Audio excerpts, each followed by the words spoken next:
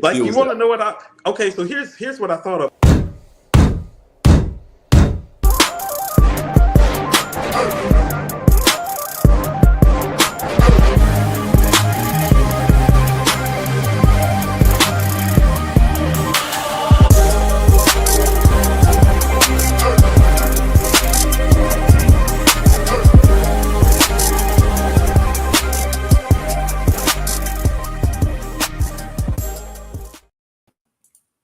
Yo, peace. Welcome everyone to Hip Hop Talks. I'm your host AG. Got the homie Sean with me, and we also got a very, very special guest, the homie Kil. You might know him as Kil89 on Twitter. He has his own podcast, Apartment 5B. You know what I mean? Philly's own. Welcome to the show, brother. Nah, man, thank y'all for having me, man. I appreciate the invite. I never take it as anything less than, being invited on somebody's show. So I appreciate y'all. Thank y'all.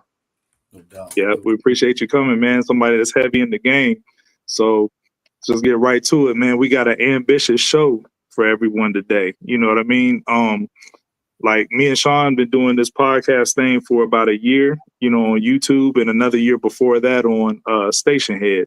So this show that we're about to do is sort of like a passion project, if you will, that we've had because, we like-minded individuals, and we both love hip hop. We both love Marvel. And as you can see behind Sean, we all sneakerheads too. So we've had this idea to do a merger show between our love for Marvel and our love for hip hop for over a year now. And it's finally coming to fruition. And we like to reach out to other people who are like-minded, so we asked you to come along, Kil, for this ride with us. And we got a dope show ahead of us. Nah, bro, I'm hyped for this, Joe. I've been hyped for this all week. So yeah. And you know what's funny though, Kil? I've been following your show for a while now because you've been podcasting for how long? 11 years, bro. Like it's been a minute. Oh wow, that's a good while. You know what I'm saying? If y'all are not tuned into Department 5B, definitely pull up, check them out. I've probably been watching your show probably about 5 years or more now. You know what I'm saying? And I've connected with you before on Twitter, and you may not know it, but you're part of the inspiration for this show. You know what I'm saying? Because me and Sean are very conceptual thinkers, right? And I remember you did a show, and it's just like MCs when they like somebody else spit a dope verse, like, or have a dope concept, like, damn, I wish I would have did that. You know what I'm saying? Right. And you did your show, What If, based on the What If comics, because that was a big comic for me growing up. Yeah, and Marvel eventually turned it into an animated series show. So you did the What If based on what's your biggest what ifs in hip hop. You know what I'm saying? Can you name them? If this would have went this way or this would have went this way in an alternate universe. And I saw that, my mind was blown. I was like, yo, I wish I would have thought of that. You know what I mean? So we're here now on another type Marvel show, but I just wanted to let you know that you're part of the inspiration for this show as well. Thank you. I appreciate the support, bro. I don't take anything for granted, man. It's like 8 million hip hop podcasts out there. So anytime somebody says they watch mine, like I appreciate the love, man. So thank you, man. Mm-hmm. For sure, man. So that's the premise of the show. So just to kind of like, as an icebreaker for everybody here, we'll start with you, Kil, since you are an esteemed guest. Let's just kick us off with telling us your favorite Marvel character, whether it be comics or in the movies or whatever, your favorite Marvel character and your favorite MC, and give reasons to both. Marvel character, gun to head, is Wolverine. Man, you know what I mean? If cats could kind of see it right back there, you see the X-Men up there. That's my favorite crew. You know what I mean? And I remember rocking with the OG X-Men when it was just, Cyclops, Iceman, Jean Grey, damn, who back there? The Beast, you know what I mean? And Professor X. And I remember when the new crew came on, it was Wolverine, Colossus, Storm, Banshee, Nightcrawler, and everything like that. And I just remember Wolverine he just looked ill to me. You know what I mean? Like with the claws, you know what I mean? Calling everybody bub. Like it was like type like a little hood dude. Like, he remind me of somebody from the hood, because you always got them short dudes in the hood, who always be ready to pop off on dudes. So he kind of reminded me of that. So, and then just his powers was always dope to me. Like, the manium claws, the healing factor, like, he just was always down to rumble somebody. And I think that's what I loved about him was it was like, it was never no fair with the boy like that. I'll never forget there was one episode, forgot was like in one of the Giant issues, and Jean Grey came and like wrecked everybody. And she was like, you know, Wolverine, we going at it? And he was like, nah, ain't no point. You know what I mean? Like, you done killed everybody. You're like, nah, it ain't even no, nah, we ain't gonna rumble because we already know how this is gonna end. You know what I mean? So it was just like, even in that, it was always something funny. So Wolverine for that. And then for me, you said favorite MC or like who I think is the GOAT? Those are two both one and the same. Yeah.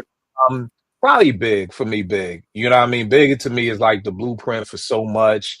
Respect to Heavy D because he actually was one of the first people who was doing what Big was doing, making songs for the radios and making songs for the street.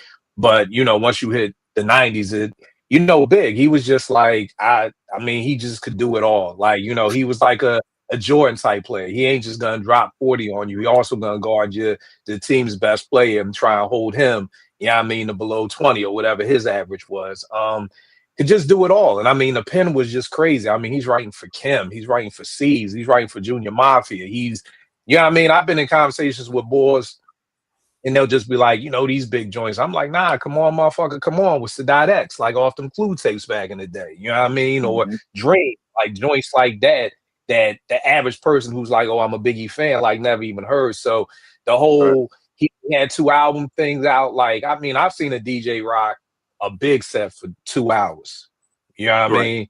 So for a man who only had 2 albums out, that says a lot because there's some MCs who got 8 albums out, and you can't rock a 2-hour set, but not only rock the set, but keep everybody hype in the set too. So yeah, Wolverine and Big for me. Big facts. Appreciate that. Sean, what you got? For my Marvel, I like Thor and Tony Stark. I love Tony Stark, but I love Iron Man because I love Iron Man in the comics. Not the version of Iron Man that we see in the MCU is dope, of course. That, you know, they adapted it very well. But the Iron Man in the comics was wow. You know, he battled, he battled with everything, man. He was a nigga, you know what I mean? Yeah. Hit that bottle a lot. Bottle a lot, man. He was on that bottle. He was with the women. You know, he was a genius playboy. You know what I mean? He had everything at his fingertip. But he was a B-rated or C-rated character in the comics. Right. You know what I'm saying? You know, MCU did a phenomenal job by actually bringing, you know, Robert Downey Jr.'s character, you know, to life with Iron Man, and kind of had those two personalities collide. But I was always a big fan of Iron Man, always been. Like just the way for him to get in the suit, where he suited up in the comics, where he suited up in the old, back in the 80s, they had like the and actually the early 70s, they had the actual cartoons of Iron Man. And Ghostface did the skits for him a lot. You know what I mean? So I always enjoyed those because again, he was just a fly. He was a fly guy. He was a fly character. And I always gravitated to Iron Man. My other one was Thor. I love Thor. I'm a history guy. So I love to read the Greeks and the Norse history and things of that nature. Even though it's not real, I just love reading those type of things. I was a young boy. And I've always thought that the hammer, you know, Thor's hammer was crazy. You know what I mean? Like just being able to summon the thunder and the lightning. I'm like, yo, this guy is like, it's souped up. You know what I mean? But I've always been a Thor fan from day one. And again, I think that Marvel did a really good job by, you know, introducing Thor into the game and also doing right by Thor's character in the very, very beginning. So those are my two that I gravitated the most in Marvel. And favorite MC? I mean, it goes without saying, man, Queens get the money. You know, not said Bill Udara. You know what I mean? Yeah, you know what I mean? Yes, Queens get the money. I got to stay true. Yeah. And Nas is my 1A. And Ghostface Killah is my 1B. Yeah. I'm gonna quote my favorite Marvel character is "Enough said." You know what I'm saying? That's one of Wolverine's quotes right there. You know what I mean? And Wolverine's my favorite, man. And it goes far back, man. Like you know, like Kil was saying, where he called everybody Bub. I don't even think I called my son by his actual name, you know what I'm saying? When he was growing up, I just called him Bub all the time. You know what I'm saying? You know what I'm saying? Wolverine's my God. That was my son's nickname growing up was Bub. That's all he ever heard from me. And Kill, man, you like hit the nail on the head for all the points. Why I like Wolverine, so I'm gonna hit a couple different points. Like you said, he's already, ready to pop off at any time, up for a fight.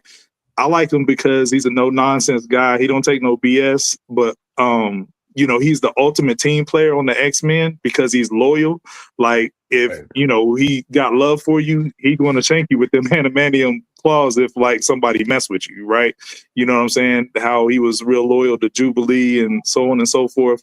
But he's also a loner. He plays by his own rules and he has a code. You know what I'm saying? So I always respected that about him, man. And he's just a dope character, man. Like no nonsense. Like, and he has a thing for redheads. So, shout out to my girl if you're watching. You know what I'm saying? With the Jean Grey. But my favorite MC also is Nasir. You know what I'm saying? Nasir Jones. I think he's the GOAT MC. And then, Kill, you did a dope show a couple of weeks ago, I think it was, on discographies. And I think Nas, hands down, especially after this Hit Boy run, has the best discography that a solo hip hop artist has ever done. And I think he's hip hop's best lyricist. But I don't want to state the obvious, but I'm going to parallel it to something Marvel. I think that Nas is very much like Spider-Man. You know what I'm saying? Both of them from Queens, right? You know what I'm saying? And both of them displayed their powers at a young age. Spider-Man started his powers as a young teen. Nas came on the scene with Live at the Barbecue, at a very young age. I believe that came out, he was 16, 17, with one of the best feature verses we ever heard. And, the Spider-Man quote goes, from his Uncle Ben, with great power comes great responsibility. And you fast forward, 30 some odd years later, I think Nas, with his power in the game, is showing that level of responsibility. He's been a hip hop ambassador like we've never seen before, with what he's done with Hip Hop 50, being in the front lines of that and doing this run for the OGs with Mass Appeal, his label, and his Paid in Full Foundation. So with his, being high esteemed in the game, he's using that responsibility very, very well and being a great ambassador in the game. So I just wanted to parallel that to Spider-Man. Yeah, that's dope as hell, man. That's dope as hell. Yeah. So moving on, man, we want to get the chat involved with some stuff, man. We got some dope visuals for you all, right? What we're going to do now, like Marvel in 2016, 2017, they released a lot of the artists got together and they did variant covers for all the comics that were coming out to pay tribute to some classic hip hop albums. And, they have them all compiled here in these books, Marvel hip hop album covers. There's a volume 1, and then there's also a volume 2. These came out in 2016 and 2017, right? So dope books with everything compiled. And what we're going to do now is we want to put some of those on the screen for you all to go through and, kind of see if you can guess what hip hop album each one represents. You know what I'm saying? Because you're going to see the Marvel version of it. And then y'all just spam the chat. You know what I'm saying? Type in the chat if you can guess what if you can guess what hip hop album is representing. So we're going to put those up on the screen now. Some of the best ones from these books. Yo, real quick, we got a super chat. Oh, Spence. Yo, Uptown. That's my guy. Philly. That's my guy right there. Yeah, Philly representing. We got the bull on here. Yeah. Spence, that's my guy. Always out supporting 5B. Absolutely. The dude. Real good dude. Let's go, fellas. Yo, spam the chat if you know what that one is. Yeah. That's Spider-Man. Renew Your Vow. That was based off Life is Good. Then we got this one. Fire. This is my favorite hip hop album of all time, actually. You know what I'm saying? Based off Jizzle Liquid Swords. Yo, bro, with these joints, I got so much stuff in this studio I want to show y'all because it's so many things, man. All right, let me start pulling some things. I'm just dipping to the side real quick. Yeah. We're just going through it. We had Luke Cage and Iron Fist as the infamous Mobb Deep. Yep. Yeah. Then Miles Morales, you know what I'm saying, with the New York backdrop. Y'all know what time it is on that. That's Nas Illmatic. You know what I'm saying? Yo, chat Keep spamming, chat. We Keep see spamming. We got Spider-Man with the Tribe Midnight Marauders. Yo, this one right here, this one is dope. one of my favorites. Kill, you say you actually have this comic, correct? Nah. I have the one where it's the Punisher for LL. Mama said knock you out. That's what I'm looking for. It's somewhere in here, but y'all can see it's a billion records in here. Yeah, but T'Challa as Jay-Z on the Black Album is fire. Yo, Cable, not for nothing, Cable is one of my favorite, you know what I'm saying, comic characters growing up. No doubt. If y'all can guess what this one is, spam the chat. That's 50 Cent. Guess who's back? Yo, Spider-Man on this one. Yeah. Classic album, Tupac, All Eyes on Me. This one's fire. Electra. Y'all know what it is. American Gangster. Yo, keep spamming, chat. I see your comments. Keep going. Keep going. Life of Pablo. Yep. We got Pusha right here. Yo, The Crew. Yo, Luke Cage, Black Panther, Storm, all them based off the Firm album. This is your joy, Sean. That's the Thor Hammer. Based off Daylight. Yo, you know what I'm saying? The She-Hulk Game, the Red album. Yo, a lot of people sleep on Mace Harlem World. You know what I'm saying? Got Gamora on there doing the Harlem World pose. Okay. A lot of people sleep on this album too, don't they, Sean? Oh yeah. You know how I feel about this one. To Cal 2000. Oh, that's the one. You know what I'm saying? That's a dope Nick Fury idea for a cover, doing the Bobby Digital. Word up. Facts. Yo, and a lot of people, pause it on that one because I want to see how many people know this one. Yeah. Yeah, we don't want no surface level hip hop heads. We want spam the chat if you know what this one's based off of. Chat up. There you go. I see you, Rapster. Did Rapster get it? Yeah, Rapster got it. Yeah. Yes, sir. Sean P, let's get it. I see you, Cells. Yep. This is an Iron Fist. Let hold tight on that one. Let's see how many people get this one. I see you, Double. This one should be an easy one though. Danny's the name. It give you a clue in there. I see Rapster already got it. Yes, sir. Got that red man. This one is dope right here too. Yeah, that's hella dope. That's a dope one right there. Shout out to Coop and the AT Aliens. Y'all know what this is. That's that Stank on your Outcast. What y'all got for this one? Y'all know this one? Y'all definitely should know this one. Know this one. Come on, T2. T2, you should know this one. If anybody should know, T2 should know. I see the Rapster is on fire right now. Rapster beating everybody to it. Rapster got it right. He's spamming the chat. Yo, this is one of my favorites. Yo, Kill, this is down your alley, bro. This Iron Man is doing. That's John crazy right there, big. That's crazy right there. Down your alley. Yo, and this might be that I'll go back to that real quick, Sean. That one might be a sneak peek in what we might need to expect for Doomsday and Secret Wars with Robert Downey Jr. playing Doom. So, you know. That was crazy. Yeah, long live the Kane, man. We know this one. Yeah, these guys' names is heavy in the streets right now. The Clips, Lord willing. Yeah. Wu Iron Flag. Yeah. Saying we got Fuji's the score. Love this one, Luke Cage. That John crazy. That John crazy right there. Yep. LL Bigger and Defin. Yo, let's see if y'all get this one. Yeah. Let's see if Raps to get this one. Yo, Raps is on fire, man. He got equipment now. He got that? Yep. Brandon Rogers got some, T2 got it. T2 got it first. Dope. So AG, let's pause because we halfway through it. Let's pause on this one. For sure. And come back to him.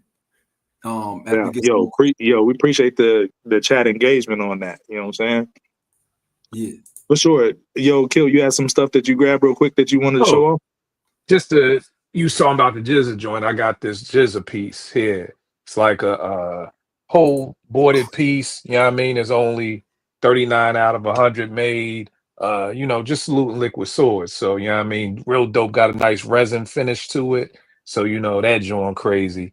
And then I don't know if y'all seen these joints that they have for Nas for the 6 album run, the Rubik's Cube joint they had with everything like that.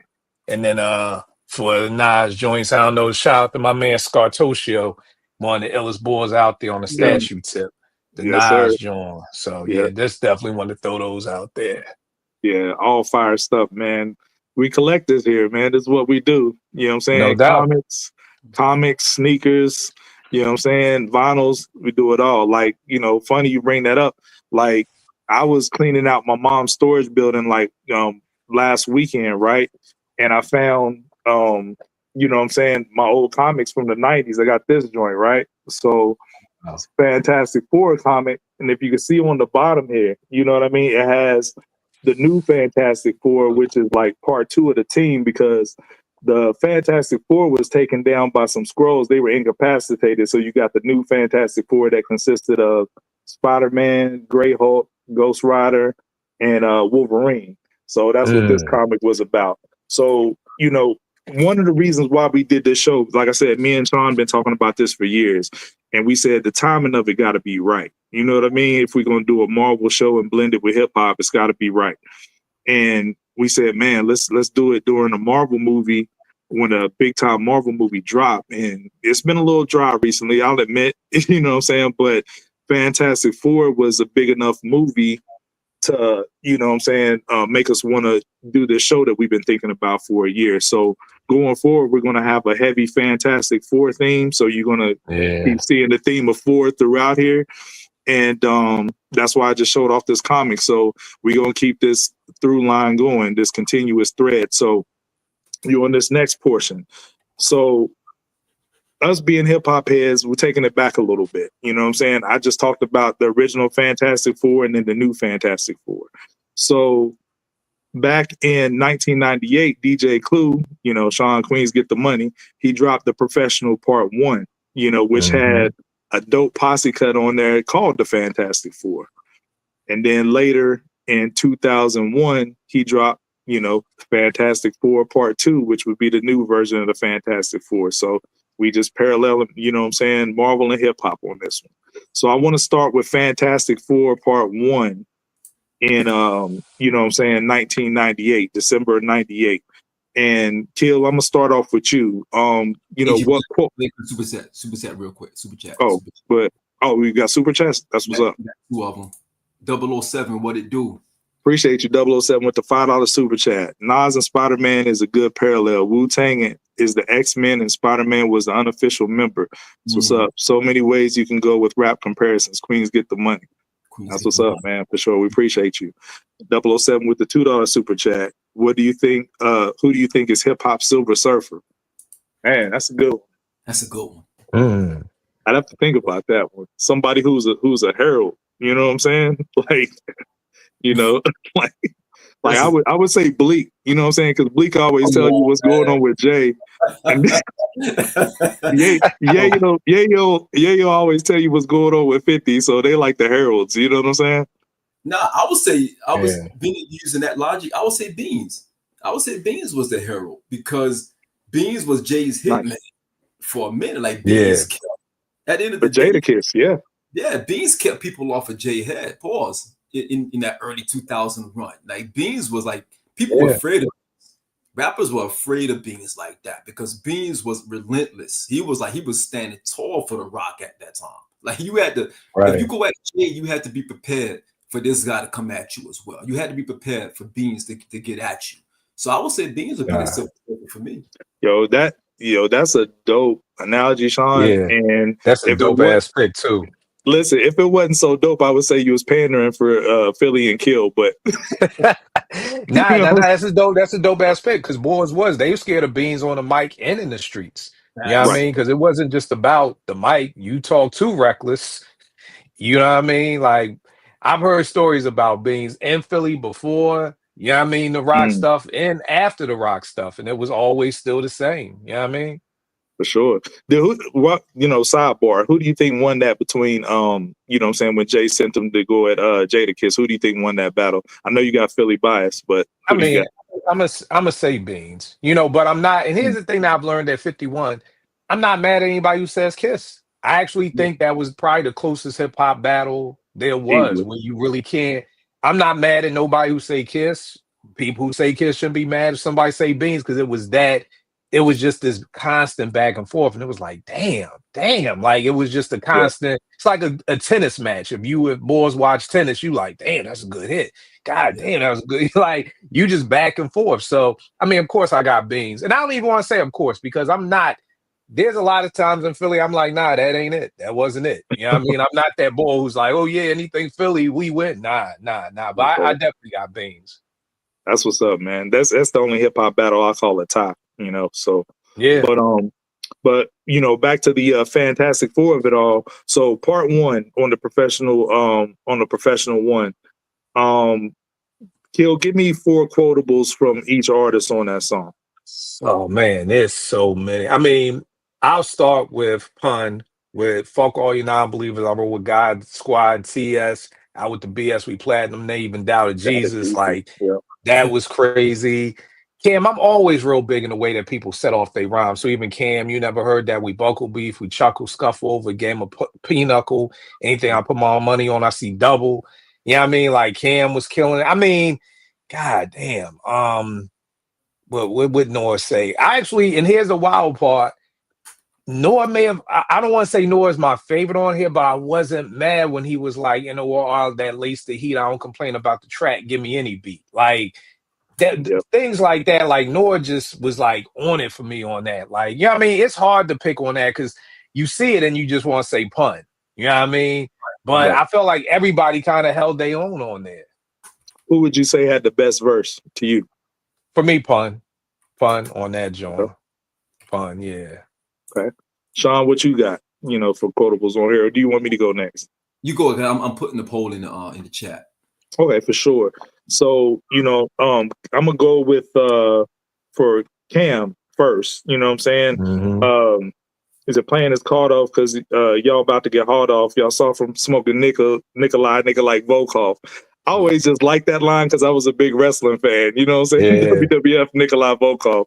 You know what I'm saying? So that was the joy. And Cam style. Cam is probably one of the few rappers where style can't be duplicated. Cam is just Cam. One of my homies, his favorite rapper of all time is Cam. So, you know, I could see that stylistically wise. Pun, you know, my favorite line, he said, I'm swift with the Mac, quicker than Kung Fu with the reflexes of a cat and the speed of a mongoose to end his rhyme. I always just thought that was a dope way to end the rhyme. Nori, man. Nori might be my favorite, and this is no disrespect. Nori might be my favorite non-lyrical rapper, like if that makes sense, because the stuff Nori would say style-wise, I just thought just made him sound dope. No matter who he was rhyming beside, they could be doing lyrical gymnastics, and it didn't even matter because Nori was like dope. And this when he's referring to Clinton. And, you know, he said the president is like me. He smoke weed too. He don't really like the F. He just get head too. He's referring to the Monica Lewinsky joint. You know what I'm saying? And just a little wink to his track head off of his debut album. So I thought that was fly. Me personally, I think Cannabis has the best verse on here. I got a couple quotables for Cannabis. Cannabis was just wrecking everything at this time. You know, I run through your crew like the flu when I bomb it. My style like AIDS because don't nobody want it. Like, you know what I'm saying? That's the kind of bar that make you make the gas face. Was other joint, take evasive action, flip like reciprocal fractions, turn the heat up on MCs just to watch their meat blacken. It was crazy. And then Ready or Not like the Fugees, crews be stepping to me, but I wipe them all out like booty. Like, you know, Cannabis was going off, man. His metaphor game was crazy, but yeah, that's the bars that I like off the song. I kind of lean with Kil. I like the way everyone started their flow, started their rhyme. Yeah. I do think that Cannabis had one of the illest ones because he came out, who the hell won a battle, the ill mathematical. You know what I mean? He started, and this is Cannabis when we felt like Cannabis was the next up. You know, and this was actually after, even after the debut album that you know didn't do well. He was still spitting like crazy on the right kind of production. And this was the first time I can say that someone actually got Pun in a posse cut, because Pun was tearing people apart in his posse. But this was one of those times where Cannabis, he had the last verse, and I think that was for a reason, because he had the longest verse, he had the most scathing verse, and he had the most punchlines in that verse. With Cam starting it off, I felt like Cam was necessary to start it off because Cam was very unorthodox back then. You know what I mean? This flow, that was like Confessions of Fire Cam. This wasn't Computers Computing Cam. This was Confessions of Fire Cam. Very, very unorthodox. And Nori was very unorthodox. This was a different Nori because the year prior to that, you had 97 Nori who was rapping his ass off on the War Report. Nori carried the War Report, and he was killing everything, every feature that he was on in 97, from the Firm to everything in between, the mixtapes. Nori was on fuego. But then you get to 98 and you get, the NRE album and Left Rack Stand Up, Corona, all the same. Nori changed a little bit. He became more unorthodox. You know what I mean? Like to your point, AG, he had the reference of Bill Clinton. And he also had a reference on there by Chico DeBarge. Like, they just want to keep my head like I'm Chico DeBarge. About Nori. But Nori had one of the dope verses on here because it was unorthodox. And then you got Pump starting it off, brain brolic with knowledge. This is pun. This is prime pun. So I think that Fantastic Four lineup that Clue was able to put together, it was the right, because those are the MVPs of that 98. Those were the ones. That was the next up of 98. It was the new class. Yeah. It was the new class. It was Capadonna should have been in there, but it was the new class as well for 98. For sure. For sure. DMX. Yo, you cooked that, bro, on everybody's trajectory where they were at the time, because all of them had a debut. Cam's debut album came out in July 98. Pun came out April 98. Nori came out July 98, and they had CNN in 97 before that. Mm-hmm. And then Cannabis was September 98. Although that one bombed, but he was still blazing features or whatever. So their trajectory was, that was the class, that was the group, outside of DMX and, a few others. So let's fast forward to part 2, because that's a few years later. And that dropped, the Professional Part 2 dropped in February of 01. So we got a little bit of a different lineup this time. We got Nature, Cam. Cam is the only reappearing character. And we got the Locks, who's counting as one of the Fantastic Four as a group, even though they all get a verse. And then we got the up-and-comer Fabulous, who didn't have an album out at the time, but was blazing all the Clue mixtapes. So that was a dope look by DJ Clue to put his guy on there with these monsters. So, because he didn't have an album out at the time. So, Kil, what's some quotables you got off of this joint for us? Man, Nature, playing NBA 2K for 2 days straight, $50 a game. Let me polish my game. Like, that was like them 2K days when it was like always doing that. So him saying that, Cam, back in the days we were slaves, whips and chains is tradition. All I got, whips and chains. All I did, flips and cane. Now a nigga sick of range. Only a new 6 could help fix the pain. Look at these goosebumps around my wrists and veins. Like, Bradley want to get my game. These was just all dope things. Like with P, when he said, we say I got 12 armed robberies pending, a dope charge, a gun charge, hard to see holidays bending. Like, it was just so many quotables on this joint. I mean, Sheik, now I'm gonna give it to you straight because I don't cop no please. Sheik Lucha nigga who got lots of cheese.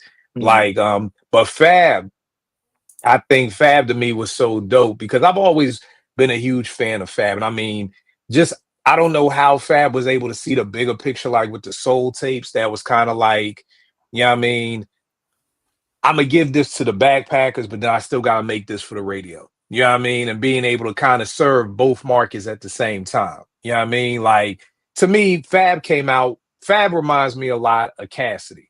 You know what I mean? And the reason why I say that is because Cassidy grew up on my block. I'm from Cassidy. You open my door, you look cross street, they go his mom's house. Cassidy's my young boy. So I was telling everybody about Cassidy because Cassidy was a Philly legend. Like, he was called the Bull B. You know what I mean?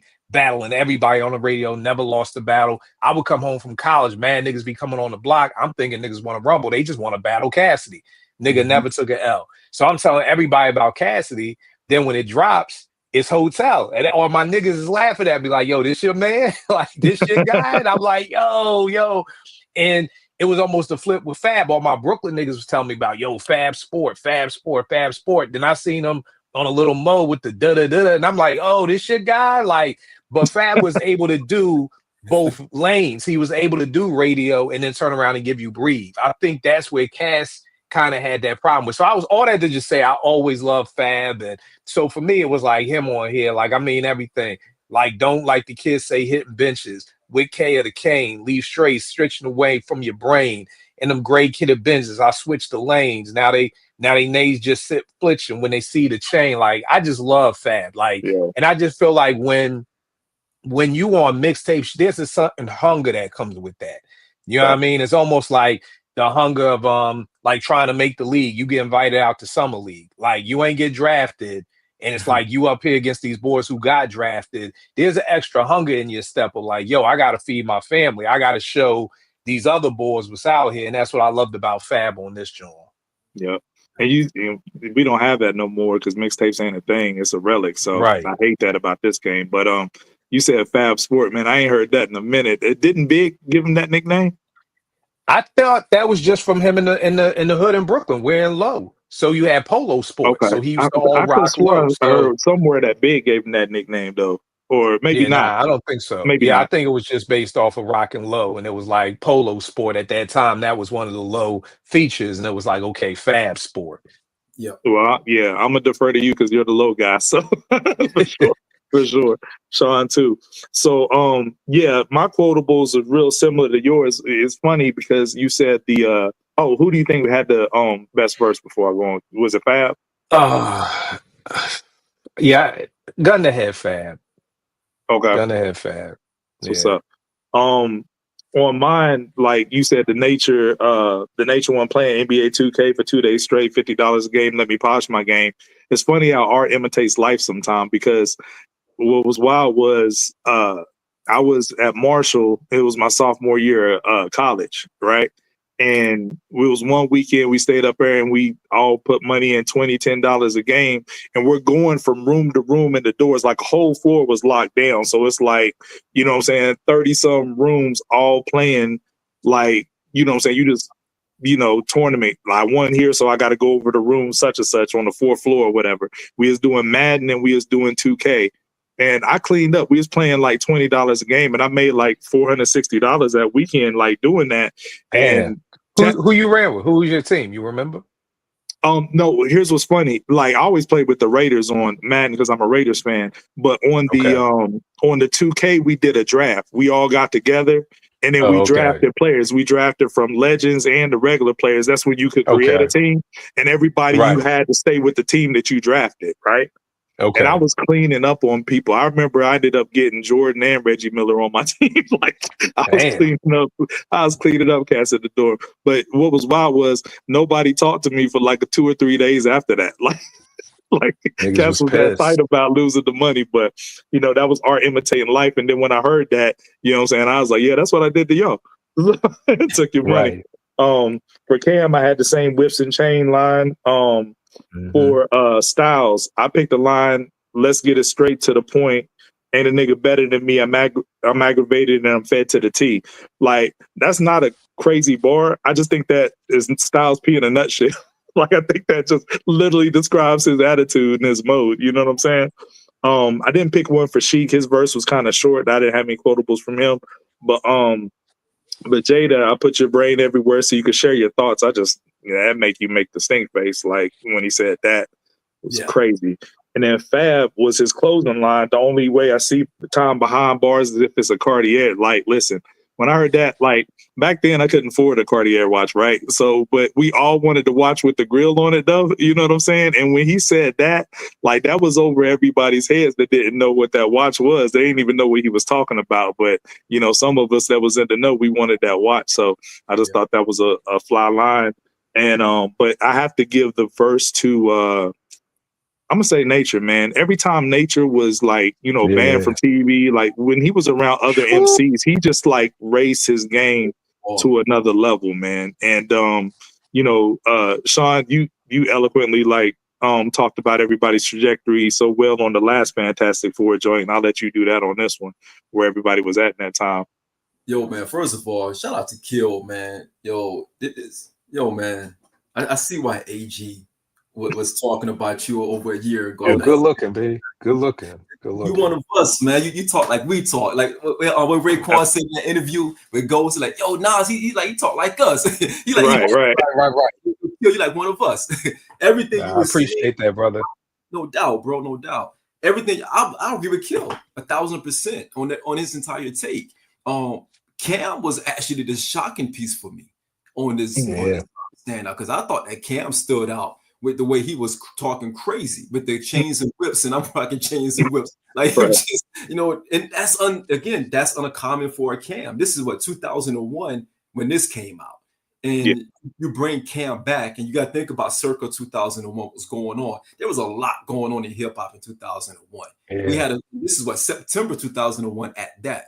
So you got Jay, who's at the top of the food chain. You got Jadakiss, who's coming up. You got Styles P, who's putting a stake in the road and saying, "I'm the hardest out," and he's proving it. You got Sheik, who's the unsung hero. You got Fab, who's about to have his debut album come out as well. Same day as Jay. So you have a lot of different things going on as you lead into this Fantastic Four. And you got Clue, who's kind of like in the middle, because you got Nas over on this side, you got Jay on this side, you got some other stuff bubbling under the current. And now you got all of this. And you got these guys on this track, on the track together, where you didn't know where it was going to head or where it going to lead into, because we had All Out War in 2001 in hip hop. Nas was drawn all over again. This is like the third time Nas was drawn in hip hop, right? It started in the 80s, with, the Bridge Wars, MC Shan and, KRS-One, you guys know the history. Rakim and Big Daddy Kane, you guys know the history. It happened again in the 90s with Big, Nas, Jay, all of that happened in pop, Wu and all of that. And now you have another thing about to hit where it split the atoms in hip hop. So for me, for this, and you got Nature in there. So you got Nature on here as well, who's kind of on the outs with Nas. You know what I mean? But he's still trying to make, we didn't know that, because at this time we didn't hear Destroy and Rebuild. We didn't hear it before. Right. So you hearing Nature, and I think that some of these verses that Clue had, I think the verse might be a year or two old, to be quite honest. Because if you think about 2001 when this came out, these guys shouldn't be on the same track together. Straight up. That's true. That's true. I mean? If you paint that picture, 01 was a pivotal time in hip hop for the heavy hitters. Pivotal time for Jay and Nas, who was like the top of the top, the elite. So for me, I say all that to say this. It wasn't, I don't hold this as high as I hold the first one. The first one felt more organic because it fit the aesthetic of 98, because that was the class of 98. This one felt like it was like Clue was reaching just to get, this thing going all over again, in my personal opinion. Yeah, that's deep. And he was probably holding verses. But one thing that people don't realize unless you're from the mixtape era, and these are commercially released mixtapes, right? Yeah. Both of these Fantastic Four songs are towards the top of the track list in both of the albums. They talk about people used to fight for position on track list because you wanted to be the jump off song or the second song to head for a Clue tape. That means you were top billing. You know what I'm saying? Like you a headliner. So both of these songs were towards the top of the track list for each album. You know what I mean? So you're going to put the heat out the gate for sure. Right, but we're going to keep it real quick. Can I just give a shout to Nature? I don't feel Nature get a lot of love. You know what I mean? Like to me, he has one of the most dopest opening lines on Banned from TV. Yo, I get pussy with my father's features. Bro, that is one of the greatest lines in the history of hip hop right there. Like that's it. You could just stop right there. And since we talking mixtapes, quick book out there. Do remember everything with mixtapes right there. I mean, you spark this thing open, you would just see just nothing but mixtapes. So if anybody out there in the chat or watching wanting to do the history on mixtapes, this is it right here. Do remember. Yo, that's fire. That's fire. I gotta check that out. I don't have that one. Yo, it's crazy you say about Nature. Dr. Dre was a huge fan of Nature. Dr. Dre was like, he thought that Nature was one of the most talented ones in the firm. He held Nature higher than he held AZ in the firm. Like Dr. Dre really took a liking to Nature. I forgot Nature had a joint out with Ski Beats that Ski did that was crazy off that debut album and had Yes. me hyped Oh, for it. for all So I think, seasons. Yeah. yeah, All yeah, I season. just think it just was better production with Nation, just a better executive. That's a whole Yeah. nother show, executive producers and the importance of executive producers, and we don't have those no more. But yeah, I think Nature could have been it, but he just didn't have that right there. Yeah. Track Masters didn't work for Nature like it worked for Nas. So Nah. Facts. Nah. so Sometimes you gotta just know your position, and I think at that time Nature, didn't know his position. Like Free was state property. Free knew my thing is the streets. He stayed in his lane. He didn't try. Free ain't tried to make no radio songs and nothing like that. He just stayed what he wants. And I always tell people that same with Sean P from Duck Down. Nobody would ever thought that Sean P would be the last person from Duck Down standing back in the 90s. Same with Yeah. Ghost from the Wu. Same with Freeway from Yeah. State Prop. If you would have said back in 92 who's still here at State Prop, Beans, Young Chris, Petey, Free would have probably been almost last. And Free the one who's still out here making incredible music. So Absolutely. Facts. Absolutely. Facts. Before we move on, you said we got some super chats, huh? No, we good. We good. Oh, we good to move on? Okay, we're going to keep going with the Fantastic Four theme. So the next thing I want to do is I want all of us to name our top 4 posse cuts, but there's a caveat. You know what I'm saying? Since we're keeping the 4 theme, it can only be 4 MCs on the track, for the posse cut. So I'm going to let our guest Kill go first with his 4 posse cuts. all right, first one I'm going to start with is a very slept on one. DOC, No One Can Do It Better. The grand finale. And on here, I think Cube came out on top on here because Cube was just a monster in this era right here. So that's one of them. Next up, we go to Queens with Live at the Barbecue. You know what I mean? The funny thing is, I feel like this is one of those. I was telling my man about this on Twitter the other day. We going back and forth about Malik B and Black Thought. And my man was like, yo, there was a time Malik B was just as nice as Black Thought, people beefing and I'm like, that's because of what we know now. But at the time, that was a legitimate argument. Same way with sports. There was a time I remember boys would argue who's better, T-Mac or Kobe. Now, years later, that sounds crazy. If you say that to a young boy, they're gonna be like, what you mean? Of course, Kobe. I'm like, no. There was a point in time where that was a legit Deron Williams or Chris Paul. That was a legit argument for a time and place. Of course, Nas is the best at Live in the Barbecue. But I remember in real time when I heard it, for me, it was Akinelli, man. It was with that style, like don't jelly and the belly. Like at that time in hip hop, people with different styles really stood out to me. So I mean, of course, now looking back, it's Nas, but I would say of course, we gotta start with the OG, the Symphony. You know what I mean? And everybody's going back and forth, Kane or Kane or G-Rap. And for me, it was just Kane, just with that, put a quarter in your ass because you played yourself, like a game in the arcade. Like, you know what I mean? Just because at that time in 87, 86, 87, niggas was still going to the arcades. You know what I mean? So that line put it over. And then last, I'm going to go with EPMD's Headbanger, and I'm going to go with Redman with that cerebral palsy line right there. So that's my 4 joints. Fire pick. That's you want to go next, Sean? Yeah, I can go next. Okay. I had Headbanger, EPMD, Bread, and K Solo. That's K Solo is underrated, man. I think we forget how dope K Solo Very was. underrated. Very. DMX made us forget that. I was about to say that. The K Solo is something. Yo, he made us forget that. I got a wild card, man. I got Run for Cover, Red Meth, Street, and Ghost. Like I thought that Ghost had one of the dopest. To the hood and hand out turkeys. And turkeys. Like, crazy on that. And Kill took one of mine. I definitely wanted that grand finale because I wanted to show some range. Shout out to Lord Vakai. I want to show my hip hop acumen. But I would pivot, and I'm gonna go World War III, fellas. Off the Rough Riders. That song was like one of my anthems when I was in Japan because I went it's crazy because I used to go by Jadakiss. This is 2000. My name was Sean Jadakiss because I was, I'm not going to get into This nigga, man.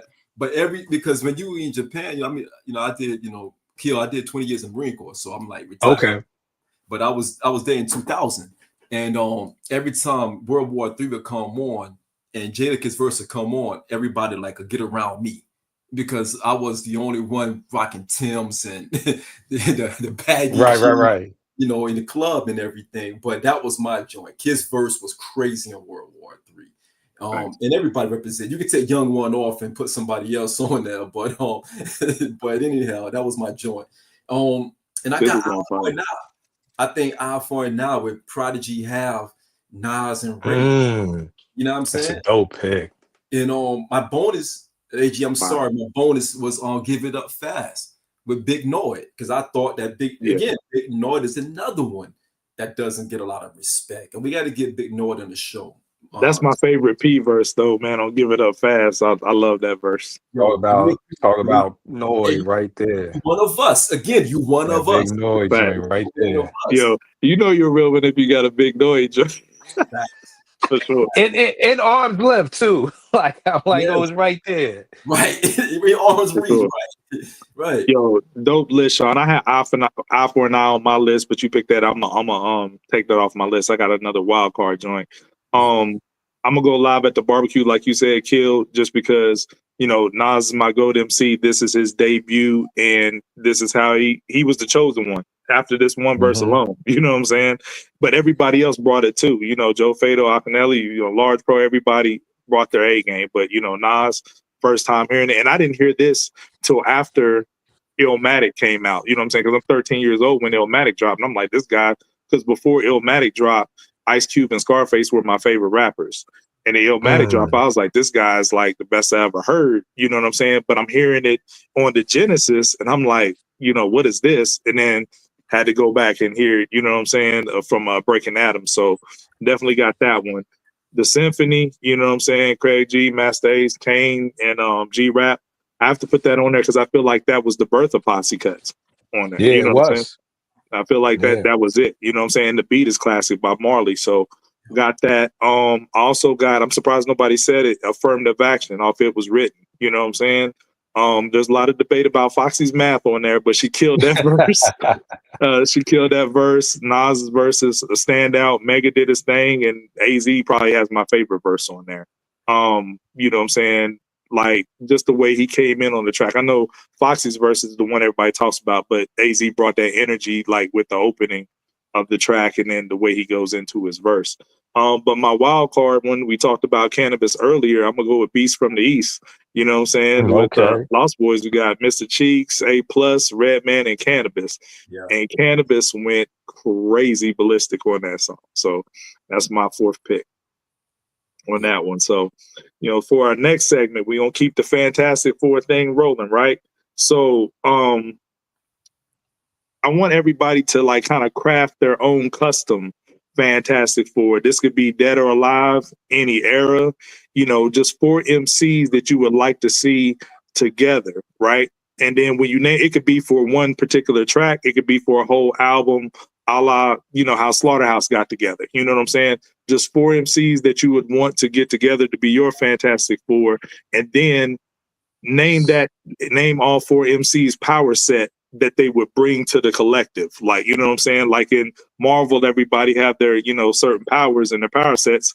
So what would be the MC's superpower that they would bring to the collective of 4? I'm gonna start off with you, Kil.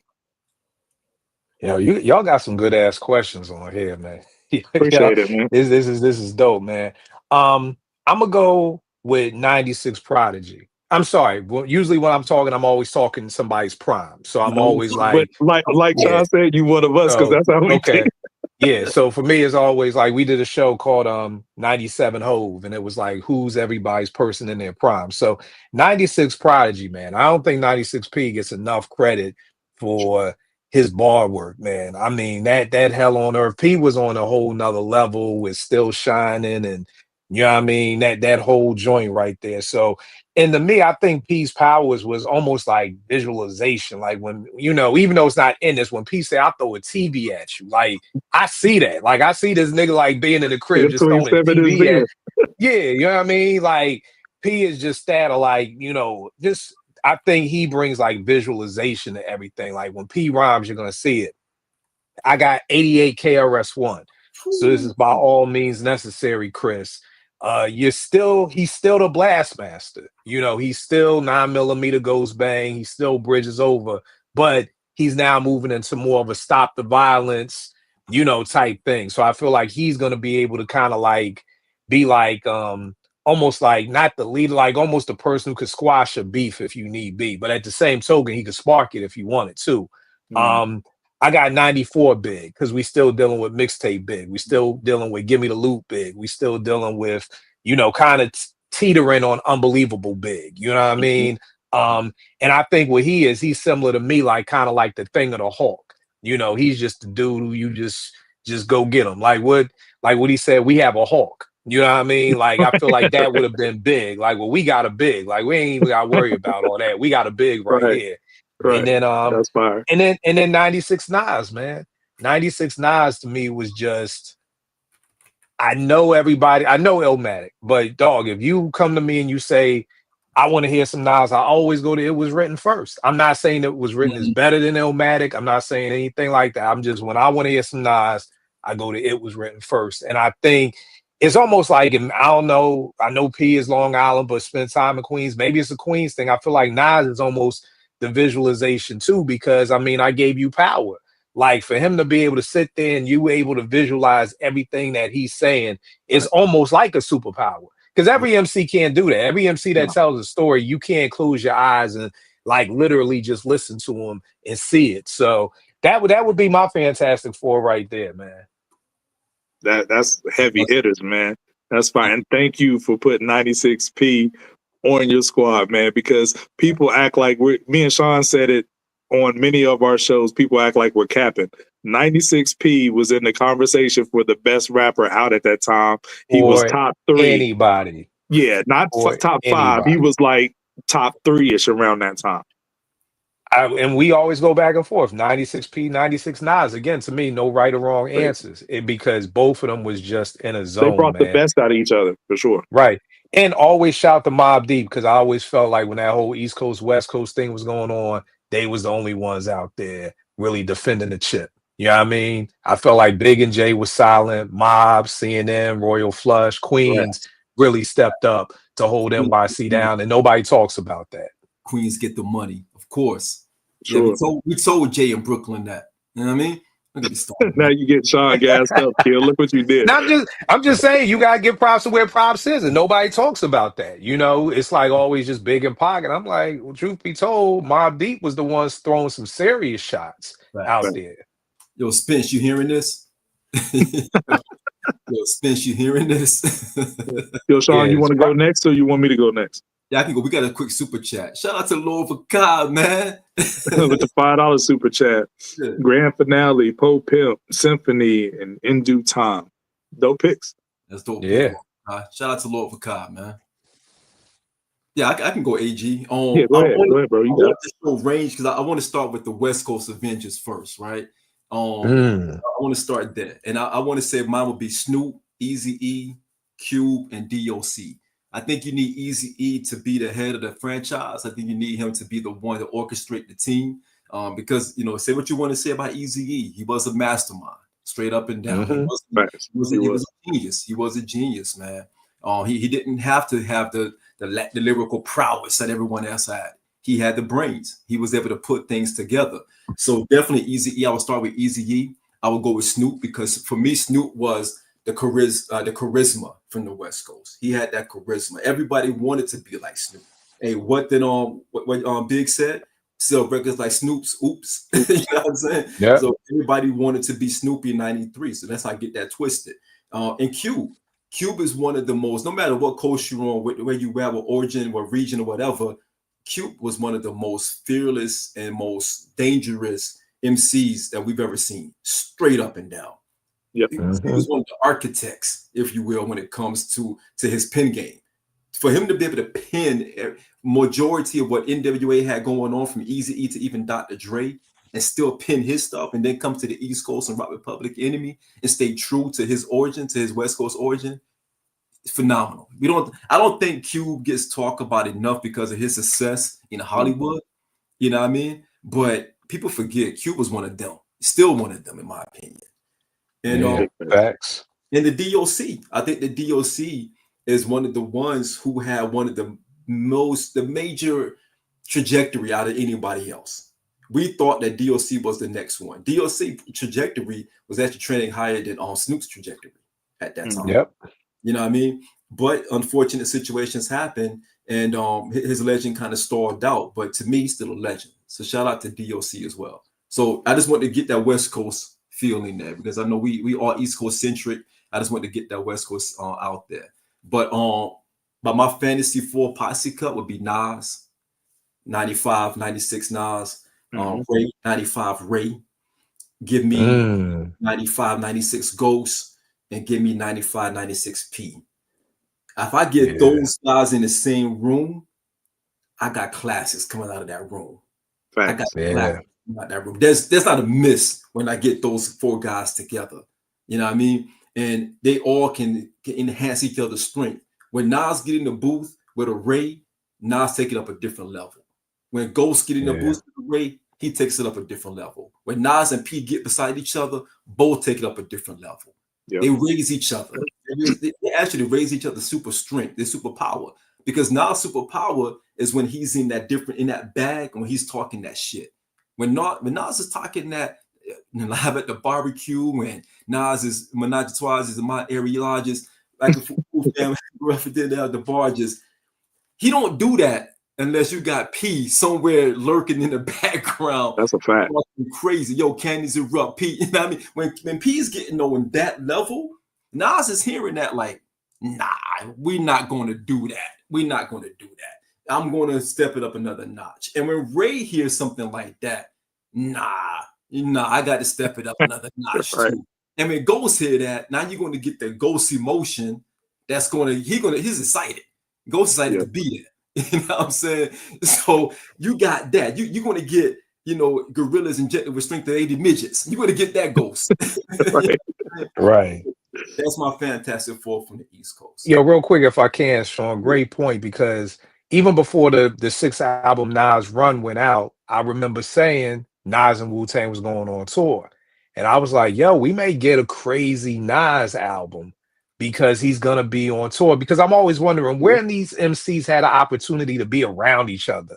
You know what I mean? And really, you know what I mean? They don't have that anymore. So, for Nas and Wu-Tang to be on tour together, like, this could be planting the seeds for, something to come. And then that 6th album run just came. And I'm sure some of that had to be being on tour, just being around people. As we get older, we don't get the opportunity to be with our peoples anymore.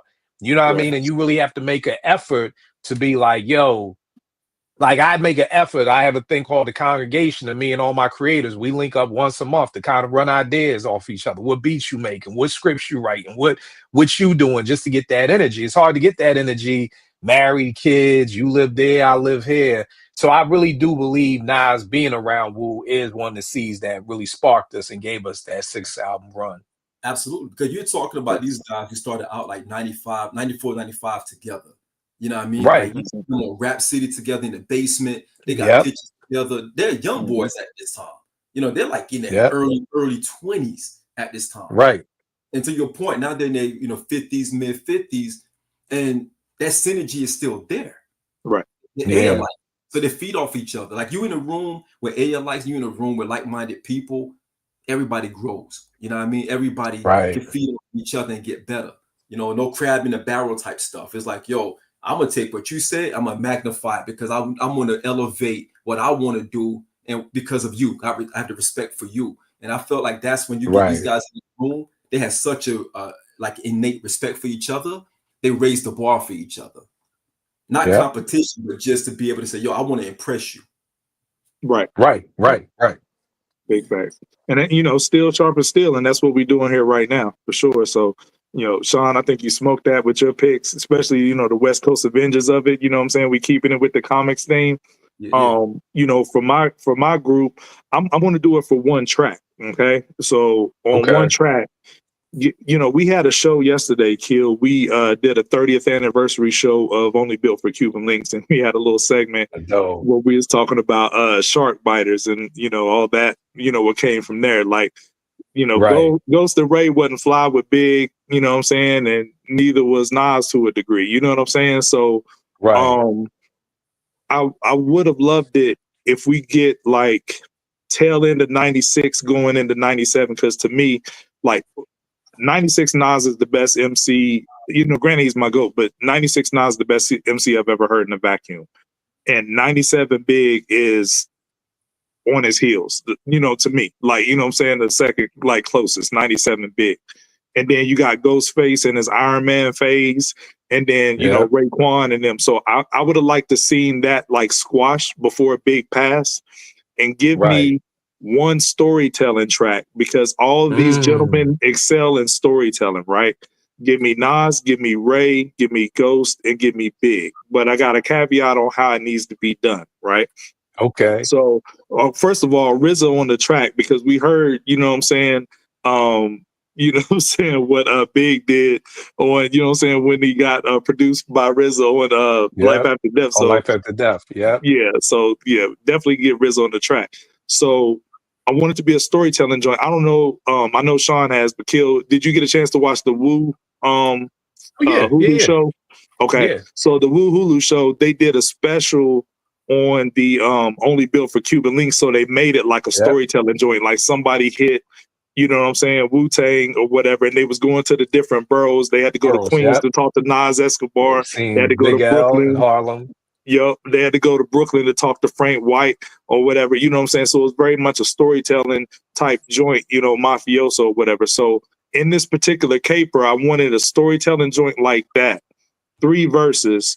I want Nas with a verse, Big with a verse, and a third verse, Ghost and Ray going back and forth MGM style. You know what I'm saying? Okay. And as far as power sets, what they bring, Kill, you spoke to it earlier. Nas brings the imagery, you know what I'm saying, and the details, the intricate details with his storytelling on that. So that's always been his superpower. And you also alluded to it with Big.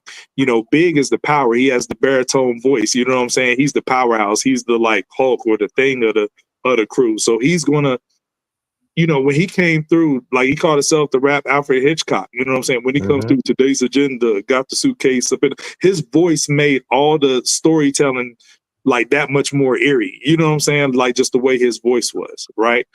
And what Ray and Ghost are going to give you in this particular caper, I said last night on our show, I don't think it's nobody better at balancing fly street talk than Raekwon. You know what I'm saying? He's going to give you that the lavish bars, but he's going to keep it so street. You know, he balances that line, that fly street talk.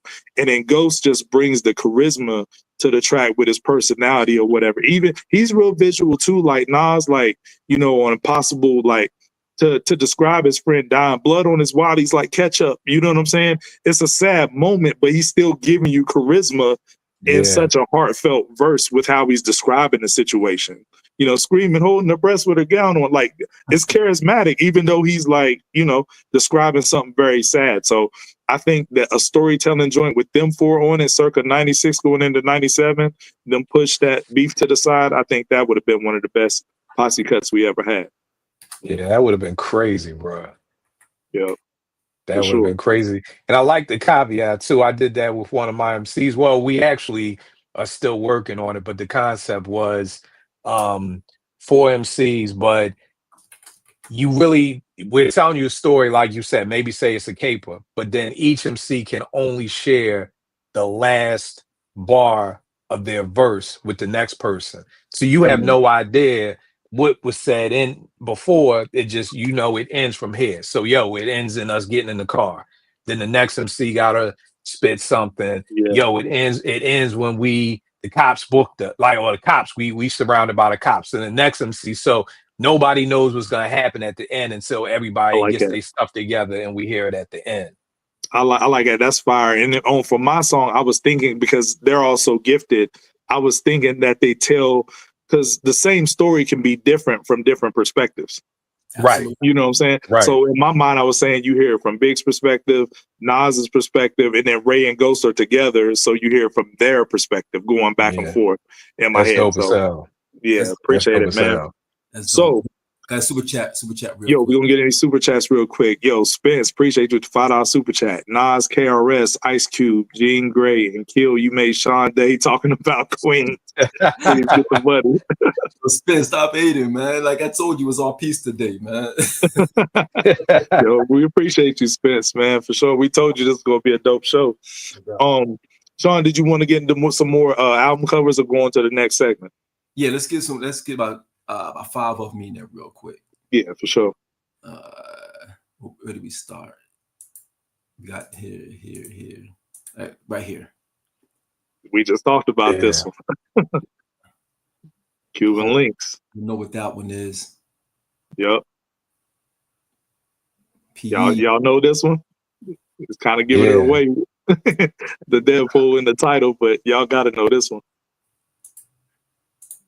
Yeah. Yep, we got Trife on it. Yep. Yo, shout out to Trife, man. This is the one that you got, Kill, right? Yeah. I was trying to find it in here, but I don't know where the hell it is. Yeah, Punisher's my guy, man. One of my favorites growing up in comics. And Mama Said Knock You Out's one of my favorite albums. So when I saw that, I was like, oh, I gotta cop this joint. Dope comeback album. Gotta See how many y'all get this one. No, AG loved this one. I love Black Widow. Yeah, shout out to Scarlett Johansson.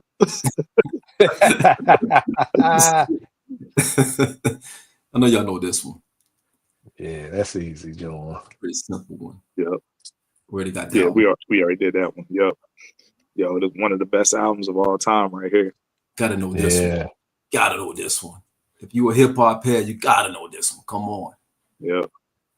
Slept on. Straight Spam up. the chat, y'all. Spam the chat. Chat. I don't see nobody got it yet. Spam the chat. I mean, the titles give it away, y'all. Come on, guys. Yeah. Just remove one letter. Yeah. It's like Wheel of Fortune. Right. Yeah. You got it. Sales got it. Yo, shout out to Sales, man. He another dope producer, man. Sales got some heat. Check him out. Sales McFly. Yeah, straight up. This one for you, Kill. This show ever right. Yeah. Shit. Yeah, you want to talk about that? We go right here with this right there. There we go. Kill got the collectibles. Got everything. Right there. That's what I'm talking about. Got everything. Yes, sir. All right, AJ, let's roll.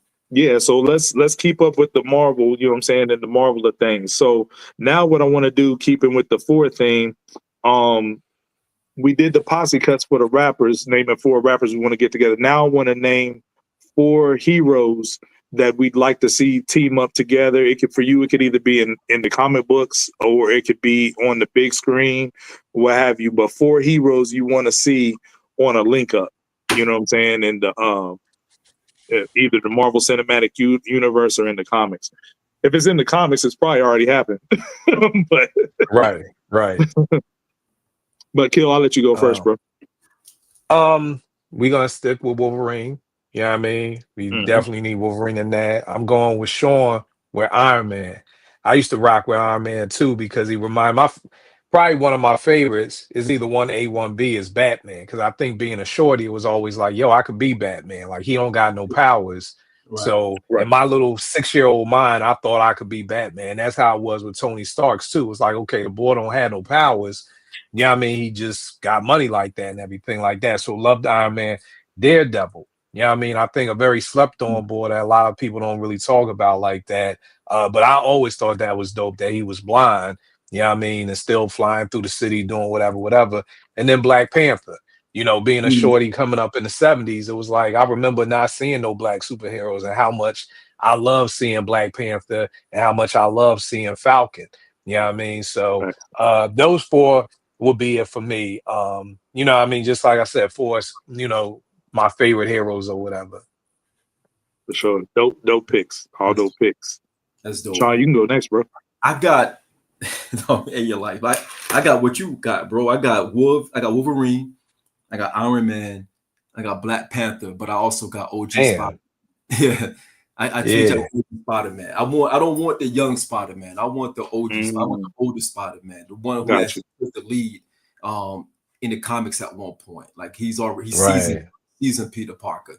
He knows his strength. He's a little bit more brolic now. You know what I mean? So Yeah. that's the one I want. So I got a majority of what Kil has, with the exception of Spider-Man, OG Spider-Man. And that's a Queen's pick, you know, the Spider-Man. So, yeah. I wanna take a different approach. Not so much from an action standpoint, but you know what I'm saying? Me and my son was having a conversation. We was talking about the nerdy aspect of it, just the brains of it all. Like, you know, when we watched this Fantastic Four movie that dropped, we were saying, like, how dope would it be if we got a scene, you know, if somehow or another Tony would come back or whatever. But in an alternate universe, we got Tony Stark, Bruce Banner, and Shuri and Reed Richards all in the same room, just on some the science tip. You know what I'm saying? that would be be crazy. Yeah, you talk about what, 4 of the smartest people in the damn universe, right. You all know in what the I'm saying? same Like, room. yeah, a lot of people can't be in. Like Hank Pym Mike could be in that room. You know what I'm saying? There's a couple other people that could be in that room, but everybody else got to leave. You know what I'm saying? Right. So that's what I would like to see on screen, is like them for having a conversation and coming up with a master plan to, like, you know, do something based off of science. So, you know, I thought that was a dope lineup. So now we talked about the heroes. Now we're going to go to the villains of it all. So, you know, Kil, I want you to name me your top 4 Marvel villains. It could be, you know, movie related, comic related. Just what are your top 4 villains? Yo, number 1 for me is Kraven. Such a slept on boy. Like growing up as a shorty, I loved Kraven. Like, Dope pick. I want to say it was like 3rd grade. This is like 1983. My pop, I wanted to be Kraven for Halloween.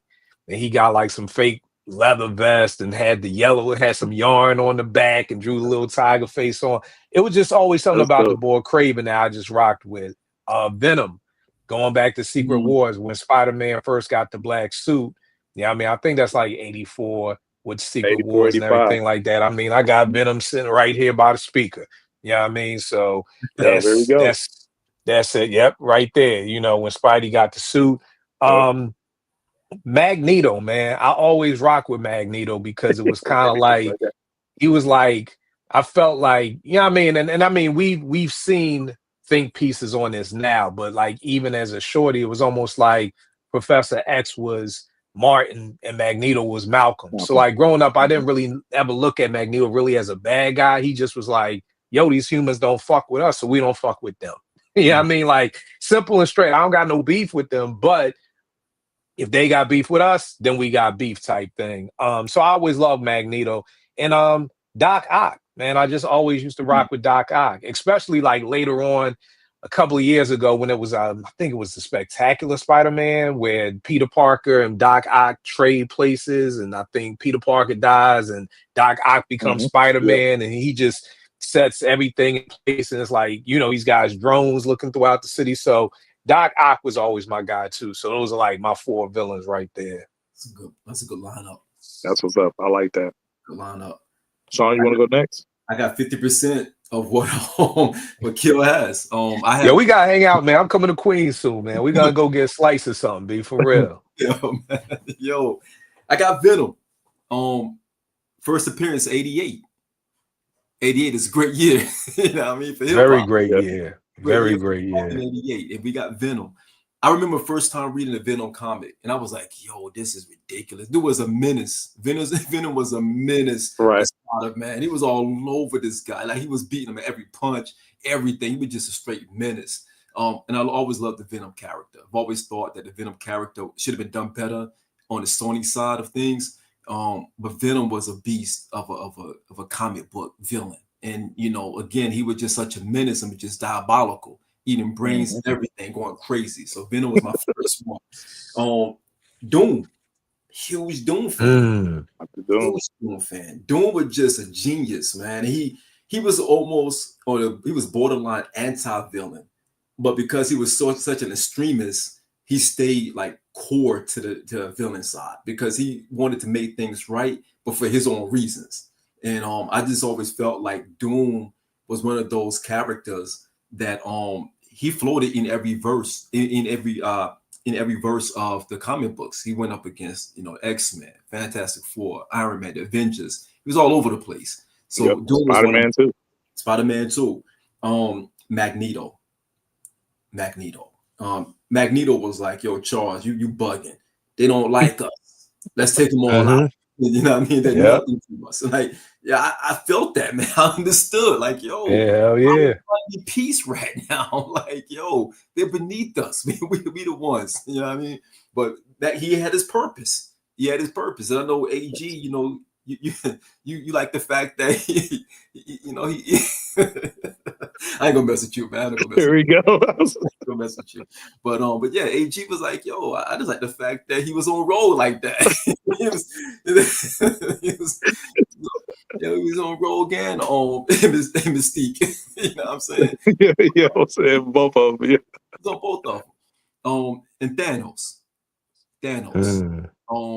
In the comics, Thanos wasn't the inception of Thanos wasn't the most appealing, but then his story, when they started like repurposing his story later on in the comics, it became really, really good. When they got into the Infinity Saga, you know, with the stones and everything, that's when it got interesting for Thanos. And I think the MCU did a phenomenal job by portraying a different layer of Thanos as well. I quote Thanos a lot in meetings because of things that he was, you know what I mean? But Thanos is my other one. My wild card was Zemo. Just being a mastermind and being able to like articulate everything to a T, you know, from the chessboard, playing everyone against one another for where he wanted to go with it. And he was the reason why the Avengers actually got jacked up. You know, he was the first thread, if you will, to make them that vulnerable for Thanos to come. It was Zemo who did all of that. So that would be my top four villains. Man, we come with dope picks, and we all got similar picks. Excuse me, I'm gonna start at the beginning. When I was a kid, a huge X-Men fan. I got so many X-Men comics.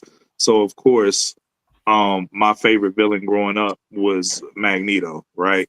And you know, y'all spoke on points about Magneto, but what I loved about him, man, and it shows how we could behave, because him and Charles never agreed, you know, but they were the best of friends, and that's what I respected. And they would always fight it out, but after the dust settled, they could always get together for a game of chess. You know what I'm saying? They'd be like, "Yo, I still don't agree with you, homie, but whatever." You know what I mean? So that was just showing how you could conduct yourself. You know what I'm saying? At that time, even if you have a disagreement with somebody, you can still be cool with them and disagree, right? And I think that as far as portrayal of Magneto, man, Michael Fassbender, man, like, you know what I'm saying, the younger Magneto in the X-Men movies, I think he, you know, nailed that role. You know what I'm saying, more so than the older version of Magneto, which is, you know, great, talented, legendary actor, but I like the younger version of Magneto better. He just kills it. And they got him right on this X-Men 97 show that just revamped the old Fox series, you know what I'm saying, that used to watch as a kid. So Magneto in that, he really does his thing, man, and he's one of my favorite villains. And he's, you know, it all comes from trauma, you know what I'm saying? You know, the Holocaust, and like, you know what I'm saying, just comes from trauma and being troubled and stuff. And you know, he's a complicated villain, but you know, you kind of see, you empathize with him a little bit. So he was always one of my favorites. Thanos is probably my favorite now. Like Sean was saying, you know, if you read comics back in the day, Thanos, when he first started out, was like a B tier, you know, maybe C tier villain. Like, you know, when Starlin like created him, but you know, you talked about this book here that the, you know, Infinity War was based off of, you know what I'm saying? This is my son's book that I got him, the Infinity Gauntlet comics. Once, you know, Thanos was in this, like you said, Sean, he took off from there. Enough so where the MCU adopted that storyline for Infinity War and Endgame. And I just think the buildup of Thanos in the movies was like crazy. I don't know if they can duplicate that again with Doctor Doom, but we'll see. Because I think Thanos, and shout out to Josh Brolin, he killed the role, but I think that Thanos reached the level that only certain people can reach, meaning, you know, Darth Vader for Star Wars, what Heath Ledger did for the Joker's role. I think that, you know, Thanos reached that level of being an on-screen villain. And like you, Sean, I walk around randomly and quote Thanos like all day. You know what I'm saying? My kids just roll their eyes like, Daddy quoting Thanos again. Like, you know what I mean? Just because he has so many. We talk about hip hop quotables. There's so many quotables in Endgame and Infinity War. Like, one of my kids will mess up doing something, then they come ask me for help, and I'll just randomly be like, you couldn't live with your own failure. Where did that bring you? Back to me. Like, just quoting Thanos. And we're such a Marvel household. This was about like when Endgame came out in 2019. My daughter, she was maybe like 8 at the time. They wanted me to, you know, they was dressing up Marvel and wanted me to dress up with them for Halloween. Kil, you mentioned having Craven as a kid. Yeah. But you know, my son was Deadpool, and then my daughter, she was only 8, and she couldn't figure out what she wanted to be. And I was like, you know, Endgame that came out, I was like, yo, I'm being Thanos. And she was like, all right, cool. She's like, I want to be Gamora.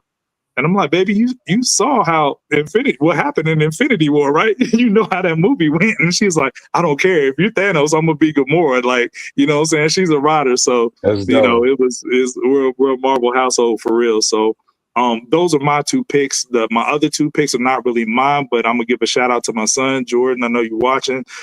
These are his 2 villains. So I'm gonna give him 2 of my picks.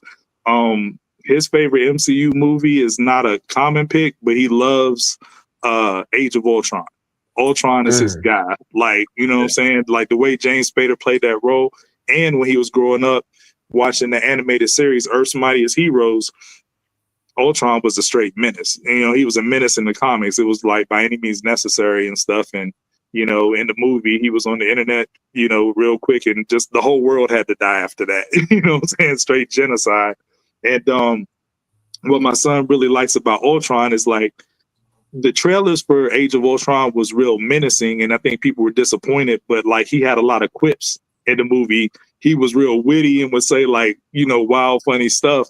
But I think that's necessary because in the movie, you know, he has a little bit of Tony Stark's DNA to create him. So, you know, he has to be funny and witty or whatever. But I think more comic fans were used to him being created by Hank Pym instead of Tony Stark. So, but Ultron was one of my son's favorites, so I had to throw him in there. And then also Venom. Venom is my son's favorite comic book villain of all time. We all named Venom. Bro loves Venom, but how they've portrayed him in the movies is as like an anti-hero. I think they could have did better. I would love to get a movie where Venom's just straight, you know, up against Spider-Man in full villain mode with Tom Hardy. But I wanted to pick that Venom to shout out my son, but also to link it back to the hip hop of it all. You know, I told Sean this. I didn't know if you know this, Kil, or everybody in the chat. Tom Hardy actually, you know, is a rapper on the low. He don't talk about it, but if y'all are familiar with Czarface, he goes by alias Frankie Pulitzer. So for those of you, he's pretty nice. I ain't even gonna hold you. Like, if you listening to some Czarface tracks, you know what I'm saying? Like, Google, or I mean, put in YouTube or, you know, in your streaming service, like Czarface featuring Frankie Pulitzer, that's Tom Hardy rapping. You know what I'm saying? So, like, relates it back to the hip hop of it all. And Czarface, nice. Shout out to Czarface. Czarface is dope. Yeah, for sure. So, on to the next segment. We keeping it with the villain aspect of it, right? So we're going to get more into the Fantastic Four movie later, but if you know, the villain of that movie is Galactus, which is a major threat to the Fantastic Four. So what I want to talk about now is who is an MC that y'all would pick that by themselves, Dolo, would be a major threat going up against any crew. They could have demolished the crew in the past in hip hop, or they not to be trifled with or tested with now, and you think that they could take down any crew presently. You know what I'm saying? But they're Dolo going up against the crew. Keep that in mind. I'll lead it off with you, Kil. I gotta go back to what Sean said earlier about Silver Surfer. I'm going with Beans. You know what I mean? I feel like 2001 Beans is going at anybody. Ain't no fear. Taking on whole crews, whichever way you want it, and could dismantle some crews, Dolo, by himself. You know what I mean? Like, so I definitely got Beans. I love what Sean did too with the West Coast. If I get a West Coast pick, I'm gonna go with Cube, because Cube basically took care of NWA Dolo. We saw that in real time. You know what I mean? Yeah. So it's almost like we really saw Galactus come here and knock out the world's most dangerous group. That's what NWA was at the time. So for one person to be able to do that, and I love Niggas for Life, their second album. I'm one of the few people who think it's a 5 mic classic outside of some wild, about 3 or 4 songs is just over the top now, listening to it now. But I love that album, but there really was no comeback from No Vaseline. You know what I mean? Nah, it wasn't. I love that's dope. That's dope. Sean, who you got, bro? HG, go ahead and go. I'm about to put the poll up. Okay. I'm gonna go with Game. You know, I remember that whole That's a wild card. Yeah. Yeah, I remember that whole GU Not movement and those mixtapes around that time. And he really took on G Unit for Dolo and really demolished them. Like nobody ever talks about it no more. But that whole, you know, that GU Not era, Game was going ballistic on their whole crew. So I think he's one of those ones that he doesn't care. Like he's just that crazy. He literally don't care. He would go up against any crew and he would be hard for, you know, any crew to handle. You know what I'm saying? Even if he's just Dolo. So Game was my pick. Okay. Give me one. Put this last one.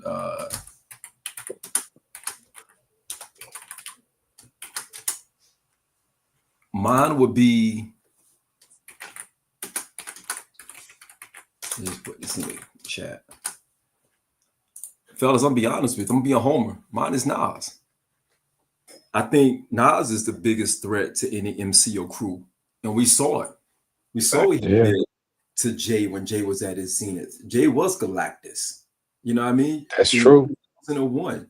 Jay had everything. Jay had all the Infinity Stones. Jay had everything. He had commercial success, street success, classic album on his belt, two, you know, Reasonable Doubt and, you know, Blueprint under his belt at this time in 2001. And he had all the momentum. He had a nice feature run. He had the album sales. Every box was checked for Jay. He just took out Prodigy, God Bless the Dead. You know what I mean? He was shooting Mason Nino out of cannons. You know what I mean? Think to shoot your fat ass out of cannons before. You know what I mean? He was all over the place, man. He was taking everybody out. He outlasted, you know, God Bless the Dead DMX by this time, because by this time DMX was kind of like, you know, back a little bit. And he had everybody on his side. He had Beans. He had State Property. He had that Philly movement. He was doing all of the things, man. And he was the one. And he dropped one of the dopest, if not like top 5 disc records of all time in that same year. That was the crossface chicken wing that he put Nas in on that joint, man. That was the Boston crab leg he put him in. Like it was like you're not getting out of that. Not an average MC can get out of that. Just to be quite honest, not many could get out of that. And he had all of that going for himself. But then that guy came. Everything changed. You know what I mean? He took down The Rock. He split The Rock in half. You know what I mean? Like he split it in half. After that, everything started going crazy. Everything started like falling apart. You know, Jay making Blueprint 2 and crying to the radio station. He made Super Ugly. You know what I mean? Like, yo, you want to fight with the HBO PT? I want to go. You know, you want to fight him.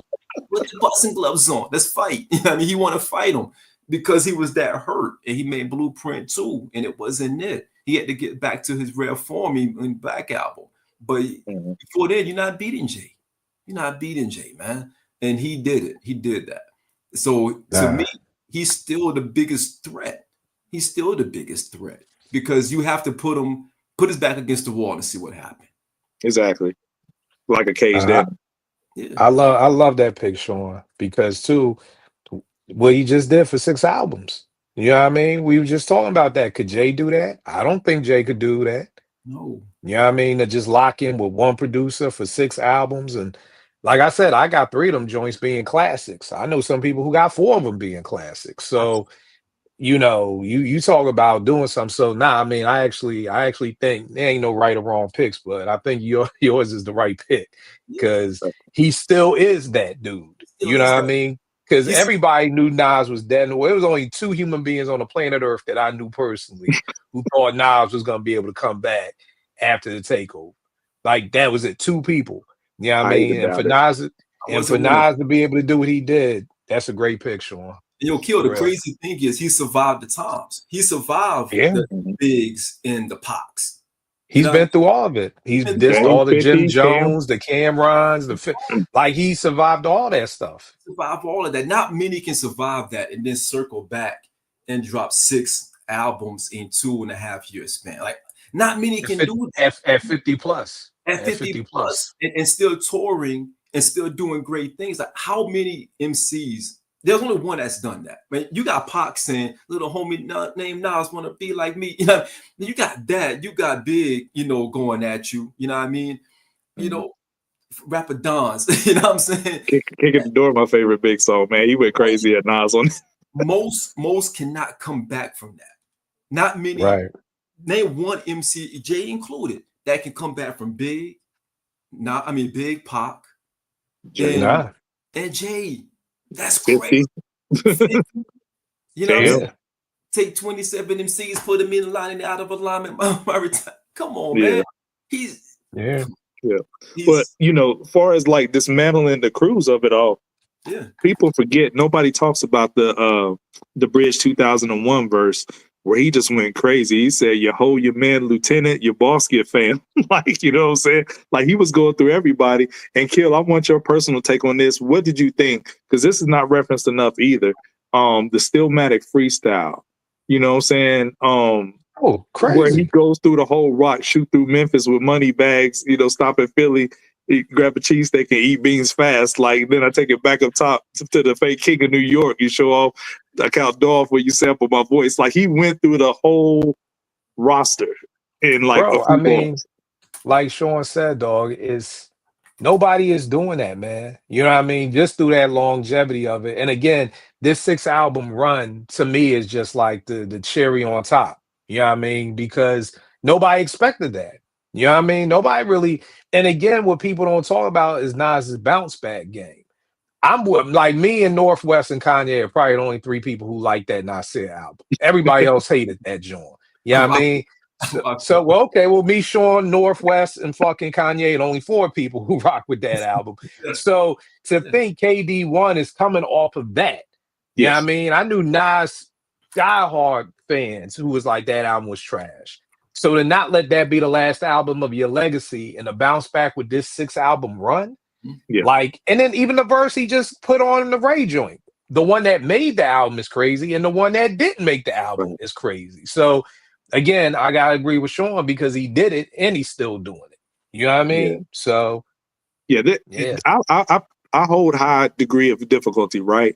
This bounce back from KD1 coming off Nasir, to me, is more impressive than Illmatic coming off Nostradamus. You know what I'm saying? To have this 6-album run at this stage of his career off that, I think is more impressive. So, so shout out to Nas for that. So, Kil, you know what I'm saying? You are a guest. So we're going to have an ISO moment for you for this next question, right?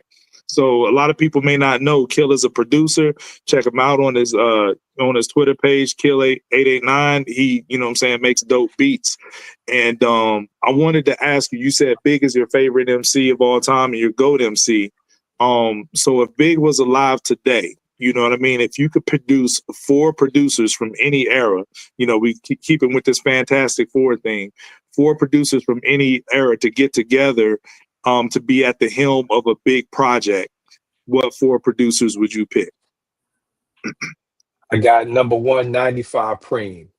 You know what I mean? That Primo in 95 is just, that's like my dream album. We did a show on a 5B called Albums Hip Hop Owes Us. And I'm like, I always wanted that 95, 12 songs produced by Premier in 1995 with Big. Like, to me, that album would have been crazy. I mean, you talking unbelievable, fucking like you just called it, Kicking the Door, 10 Crack Commandments. You got that type of Primo with Big would be crazy. Here's the thing a lot of people may not get. 05 Dilla. You know what I mean? Dilla to me is my go producer. You know what I mean? And one of my knocks was, back in the day when he was going by JD, one of my knocks was, he always got that music for the Howard crowd, for the Chew Stick people, you know what I mean? For the Most and the Roots and all them dudes like that. He don't got no real bangers. But then when that nigga became Dilla and you look at 10 Bricks for Raekwon and you look at that stuff that Dilla started producing, you imagine Big over 10 Bricks?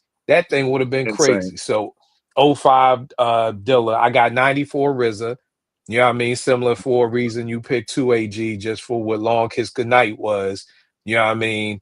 And I'm gonna go with 96 Havoc. Like we talk about 96 Prodigy, which is crazy, but Havoc on the beats, like that thing was a match made in heaven right there. So those would be the Fantastic Four producers that I would love to kind of, and it's crazy because outside the Dilla, we saw what that would have been like on Life After Death. We saw Premier, we saw RZA, we saw Havoc. And the crazy thing is, swear to God, I didn't even realize that until I'm just looking at the list right now. Like I just literally was like picking producers, and I'm like, oh shit, it was all Life After Death. So I didn't even put that together too. But yeah, man, like I would have loved more Havoc joints on there too with RZA too. Absolutely. I'm gonna be honest. I didn't want to hear Havoc or RZA on Biggie. I draw a line in the sand. I'm like, yo, I'm over here. Sean draws a hard line in the sand, like sand. Don't give him nothing. Don't give him no Queens. Right. You give Lone Kiss to Ghostface or Capadonna in '97. You don't get at the Big. What are you doing? Get at the Capadonna. Have they ever really talked about what the issues was? Like, you know what I mean? Like in a real, because you know how it'd be like, yo, I heard Ray said this, I heard, like, have they ever sat down and really talked about? Because it was always bugging me because I'm like, yo, Meth is on Ready to Die. So like, what was the didn't want that. for? RZA said on Drink Champs he didn't want that to happen, but he was talked into it by a lady exec that could hear them on a track together. But he was like, he didn't want Wu collaborating with anybody, but he said Meth was like real featurey, and then Ray and Ghost was kind of like real outspoken on the Nas thing or whatever and stuff. But Big, you know, RZA said in the Drink Champs interview that Big was his man or whatever, and he's glad that because Ghostface said they got to talk, you know, before he passed, and they got to, like, you know what I'm saying, like kind of squash it a little bit. So, but I think you know, Sean alluded to it on our show last night that, you know, Mob, Wu-Tang, and Nas were real clicked up at that time, and they wasn't messing with cats on the other side. Like he's a native New Yorker, so he can tell you better than me. But you know, like the Brooklyn guys, the Jay-Z's and the Bigs of the world, they wasn't, you know what I'm saying, wasn't vibing like that. Right. It was territory because you hear different stories from different angles from different people. Like, you know, the guys who were there in the middle, they're never going to tell their like true story as to why, because that true story might just be something petty. You know, I've heard people say, you know, I heard people say Ray was a little jealous because, you know, Ray was popping, he was bubbling, and Big was like really controlling the airwaves. And you hear a lot of people, like almost that joint on the Hulu show where it's like they was met, but the one right before the Cuban Links episode, you see Ghost Girl like playing the Biggie One More Chance, and they coming back like, yo, what the fuck? Like, who this nigga on the radio? Like, you coming back from tour thinking New York is yours, and it's like, nah, I belong to this nigga now. Bingo. And when the Source did the whole Big King of New York joint where he's like standing behind the Twin Towers, that was one of the major things that created that divide, because, you know, Big was himself was like, yo, I'm the king of this thing right now. He's winning all the awards. And that year, 95, you know, we thought that Nas was going to win it. But Big did award that year because Nas was like the inner city champion, right? He was the champion for the Wu and for Mobb Deep and those guys like that. Big wasn't click up with them like that. Big was with Puff, and Puff had Big isolated from everything else, so he wasn't really clicking up with those guys. So it was more camaraderie stuff, like, yo, we riding on this side, you know, just organically we were on this side. But Kil, I have two things for you before we move to HG, because I want to get Kil thoughts on two things. The first thing, you said 95 Preem. I have RZA head and shoulders 95 Preem. I have 95 RZA over 95 Preem because of the range. I'm not mad at that, bro. Like, that's one of those things, like, you take me back to when I was 21, we could argue all day. You know what I mean? But if somebody got somebody number one and I got him number two, it's like, what we arguing for? Like, you know what I mean? Like, it's a half a mic. You know what I mean? Like, now, you know, so I mean, yo, 95 RZA was crazy too. That's Cuban Links. Like, you know what I mean? I remember I used to host Morgan's hip hop show, Strictly Hip Hop 889, and my producer being like, yo, Primo on Group Home, The Realness, or Ray's fucking incarcerated Scarfaces. And it's like incarcerated. But again, you can't go wrong with either one. And the thing that I loved that a lot of people may not know is that Primo and RZA was cool as shit. You know what I mean? Like they would joke with each other. They would say, yo, Preem would be like, yo, I got this ill piano sample, wait till you hear it. And it would be J. Rue's the original. And then RZA would be like, all right, nigga, I got you. I got a piano sample. Then be fucking Cream. And it was just like, yo, it's like you said, AG, iron sharpening iron. And it's like, yo, it's when you're making beats, and that's the thing that I think people who aren't creators don't understand. Like when you make beats or you write rhymes or you do stuff, sometimes you do it and you're speaking to somebody else. You're not even making this for the listeners. Like, yo, I'm making this beat for RZA. Like RZA don't even know that this is a friendly little competition we got going on. You know what I mean? Like, so a lot of times you just want to be respected by your peers. You know what I mean? And I think like that's the piece of it that plays in too, is that's why it was so great. Because if you have two heavyweights like RZA and Primo, and there's a challenge back and forth, it's like it's love. But then when you saw they verses, it's all love. You know what I mean? It ain't like it's no beef. It's like, yo, I remember when I heard this. Or back in Scratch Magazine, they had a section where they would be like, name me a beat you wish you made. And RZA would have been naming a Primo beat, or Primo would have been naming, oh, I wish I would have made Cream. Like, damn, you know, I remember Evil D and Walt was like from the Beat Minds. They was like, damn, I had that Les McCann sample that Primo used for 10 Crack Commandments, yo, but I just never thought to use it like that. So that's the thing that I miss about the game, that it wasn't, like Sean said earlier, it wasn't a beef. Like we really got beef, but it's just like, yo, I want to impress you, you want to impress me. And at the same token, that competition just made for incredible music. You know, whereas now we're at a place where if I don't love everything you do, then there is beef, you know, and now everybody's beefing. Somebody said in the chat, it was like New York being territorial was good until it wasn't. You know what I mean? Like that's the thing. Like, so I think like that's how it is. Like now it's now we can't have competition because everything is now we button heads. We don't like each other. Fuck you. Fuck. And it's just out of hand. And back in those days, it was just like, okay, I got you. I see what you did there. All right, bet. Let me go up in the studio and cook something up. Like, yo, J-Ru, come in, man. I got something for you. Like, you had to get that. You know what I mean? So, yeah. And my follow-up question, you being a producer, what would be your sound palette? Like, if you had to select producers that you can say, you know what, I want to take a piece from this, and this to help orchestrate my thought process. What would that sound palette be? You know, it would be the Chaos of the Bomb Squad, man. The Chaos of the Bomb Squad. It's a book right here. I'm actually reading PE's book right now. I don't rhyme for the sake of Ritalin. This is a book called Creative License. And it was just about the art of sampling and talking about how Public Enemy's It Takes a Nation and the Beastie Boys' Paul's Boutique couldn't be made nowadays because of all the different samples in it. You know, and it would have cost too much to clear. But in 88, nobody was clearing samples or anything like that. So I would take the madness of the Bomb Squad being able to put everything together. I would take the soul of Pete Rock. Like Pete just had those samples that just made you, that brought out that feeling. Like when you that's Troy right there, this joint right there. When you hear that, it's just like you feel, you know, you feel that. So the soulfulness of Pete Rock. I would bring in the chops of Primo because Primo, we used to do the show. Shout out to my kid, my OG, a kid called Roots from Queens. And this was 93. This before everybody was doing it. We had a show called Milk Craze, and he would play the original sample, and then he would play you who sampled it. With Premier, if I played you, people have come to my crib and I played them the original to Nas's I Gave You Power, and they don't hear it. You know, you put the needle down, you like, what was that? And I'm like, oh, let me play it for you again. And because Primo will chop something up so much, or Primo will take 2 seconds or something and just turn it into a song. So Chaos and Bomb Squad, Soul of Pete Rock, the chops of Preem, and I would say just the unorthodox of Dilla. Like one thing that a lot of producers, when we're making beats, is this thing called quantize. And what that'll do is if it puts everything on track. So your kick is exactly where the kick is, the snare is.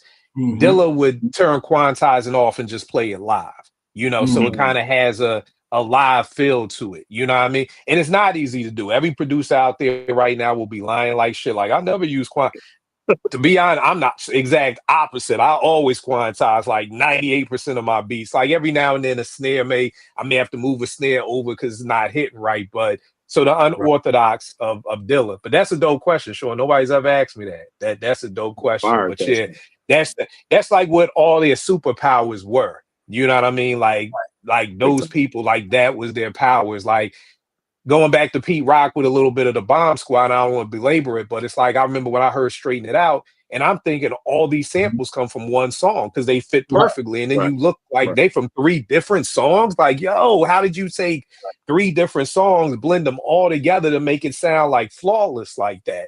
But sampling clearance kind of shut that down. And now when you look at a Pete Rock, he usually is only sampling one song because of, like I said, that book, you can't sample 5 different things because it ruined the game, man.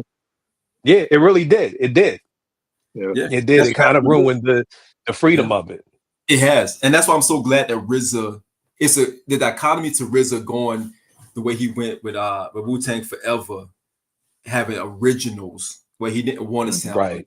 He was one of the masterminds of sampling. I mean, he sampled one song for like 2 albums, 2 full, no, actually 2.5 albums. Like one song, he used that entire sample for 2.5 albums, which is ridiculous. So yeah. And I mean, sampling clearance is still killing us to this day. Y'all heard about what happened with the clips, right? Yep. Yeah. With Swiss having to clear that. Yep. Like, you know what I mean? So it's still happening to this day. Yeah, and what you said about RZA, Sean, what's the saying? Poverty is the mother of invention or something like that. It's like some saying, like, so if you ain't have, like, you know, the records to sample from, you have to find creative ways to chop it up. You know what I'm saying? But before we move on, I just want, man, that was a dope segment. Kill, all the things you said, I just want to put a bow on that real quick.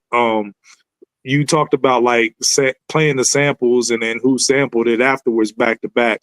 Like before we got onto YouTube about 1.5 years ago, we were on, not sure if you heard of it, it's an app called Station Head. You know what I'm saying? Where you can stream certain songs and we have everybody in the room. It's very much like radio. You know what I'm saying? We're playing DJ and we stream certain songs, but it counts towards the artist stream. So we would, you know, we could get on there and talk between you know, certain songs. So we would curate these playlists and shows around that and then talk about it. And, you know, this was Sean's brainchild. We did this. He came up with a idea called the sample series where we would play, you know what I'm saying, the original sample, just like you said, and then play the song that sampled it after it. So it's like if we were doing like Stillmatic, we played all the samples that were on Stillmatic and then we played the songs back to back. So that was a dope time on Station Head when we did that a couple years ago, when we got our start.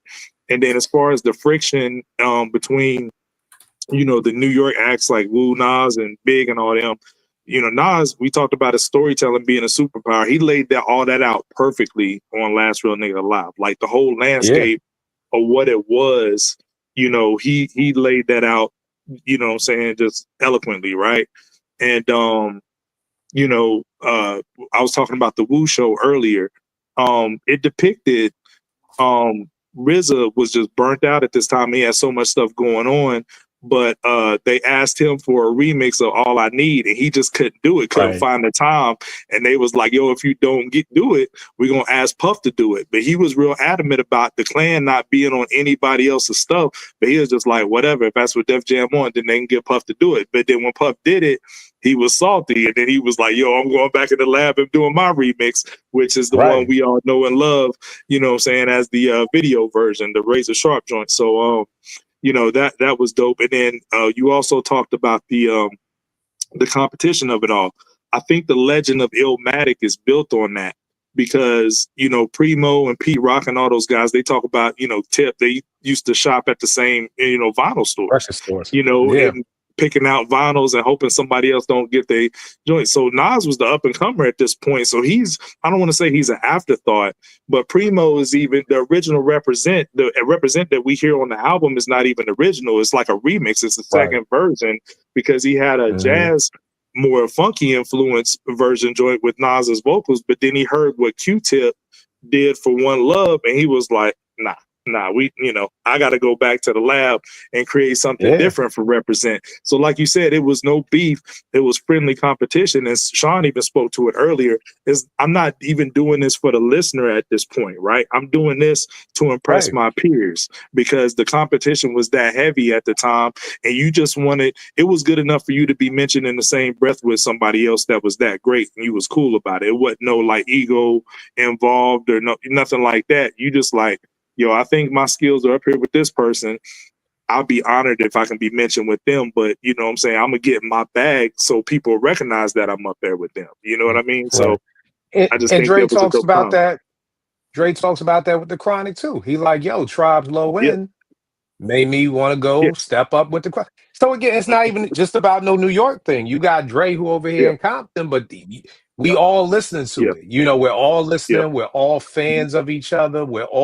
I tell people, I remember the days in liner notes, you had rappers shouting each other out. We were shouting each other out. You know, it didn't Sean matter talked what about coast that we last went night. to. We fucking got a tour of NWA and Jazzy Jeff and Too Short. You got all these different killers, Kid and Play, and everybody could go on tour with each other. Everybody got along and everything was cool. You know what I mean? So yeah.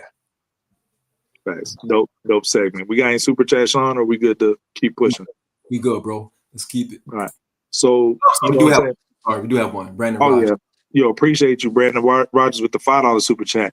Today's the 30-year anniversary of the infamous Source Awards. 95 Source Awards. What a time. Wow, that's crazy. A lot of classic moments from that night, from the West Coast, down South, and East Coast. The South got something to say, man. Yep. And then you don't like the producer dancing in your videos? Yeah, dancing in your videos. The wild part that we always talk about when students like New York ain't got no love for death row. Like, nigga, I don't know what the fuck you talk about. East Coast love y'all. What the fuck you talking? Like, that's like one of them lies. Like, nigga, we was all blasting the Chronic. Right. We was all blasting Doggy Style. What are you talking about? Maybe niggas in that room didn't have love, but nigga, we loved Chronic. Right. We loved death row. Type thing. Right. Yeah. I don't think I've ever seen Snoop that hype, man. That was Snoop that was on Baby Boy. Snoop. Right? He was in character that night. Yeah, for sure.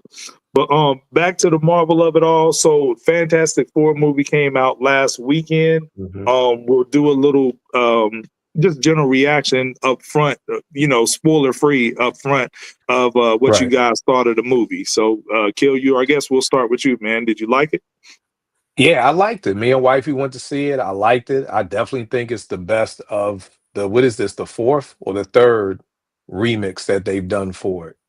I've lost count. I think it's the third iteration. Or the fourth. No, it's fourth. One didn't air, but it's technically the fourth. Yeah. Okay. I mean, I think this was dope. I dug it. I give it 4 mics, man. I wasn't mad at it. You know what I mean? And I maybe we'll come back and talk a little bit more later about more details. But I've seen some of the complaints, which was it really didn't have that much action in it. But for me, I never really looked at the Fantastic Four as really a super action comic. You know what I mean? Like even growing up, I kind of always looked at it like it's more like a thinking man's comic. You know what I mean? Like when I go into the Fantastic Four, I don't think Spider-Man. Like I think Spider-Man and Batman have always done great because they have incredible villains. You know what I mean? So Spider-Man, I could have sat here and picked 5 Spider-Man villains or 4 Spider-Man villains just off rip. You know what I mean? It's the same with the Batman. Batman's villains are so dope, they get their own fucking movies. You know what I mean? So Rose Gallery. You know what I mean? So with the Fantastic Four, I never really felt like outside of Doom, so I didn't go into it thinking, okay, I'm gonna get what I'm gonna get from a Spider-Man movie, because Spider-Man movie is just action from the door. So I wasn't mad at it. So what a lot of people don't like about it, I didn't mind it. But I definitely I dug the 60s style of it. I felt like they kind of knew WandaVision was the shit. So it was like, okay, we got to knock this shit out the park. So you know what? Let's do this. But I liked it. I ain't have no beef with it. Fire. What you got, Sean? Same here, man. I loved it. It was the 4th installment because they had 2 under that one franchise, and then they reboot that one with Michael B. Jordan playing on. Right. Human Torch. Yeah, it was that one. That was trash. That was trash. That's when it started getting weird. And I heard he turned down a big role for that movie too. Like I don't know what it was, but whatever role he turned down, it was a big ass movie. Right. And he thought this was gonna be bigger. So he thought it was going to be the one, and it was trash. It was trash. But I enjoyed it, man. I really thought that I felt like it was needed. You didn't have to have everything blowing up around. You didn't have to have, the extravaganza of just fighting all throughout the movie. To your point, Kil, I didn't think about it till you just said it. Fantastic Four was a thinking man's comic book. It wasn't like you was overwhelmed by the villains, because although Doc Doom was their main villain, he was ubiquitous to the Marvel comics. He was everywhere. He was all over the place. Right. So it was like he was just fixated on Fantastic Four. He was fixated on something major and bigger. And he had Galactus, but Galactus is here and there. You know what I mean? So I felt like they did everything right. I felt they did Galactus right. I felt like I was kind of cautious about Silver Surfer, because I wanted Norman Rad, but I get it. I understood why they did that Silver Surfer, and I'm good with that as well. I think the casting was phenomenal.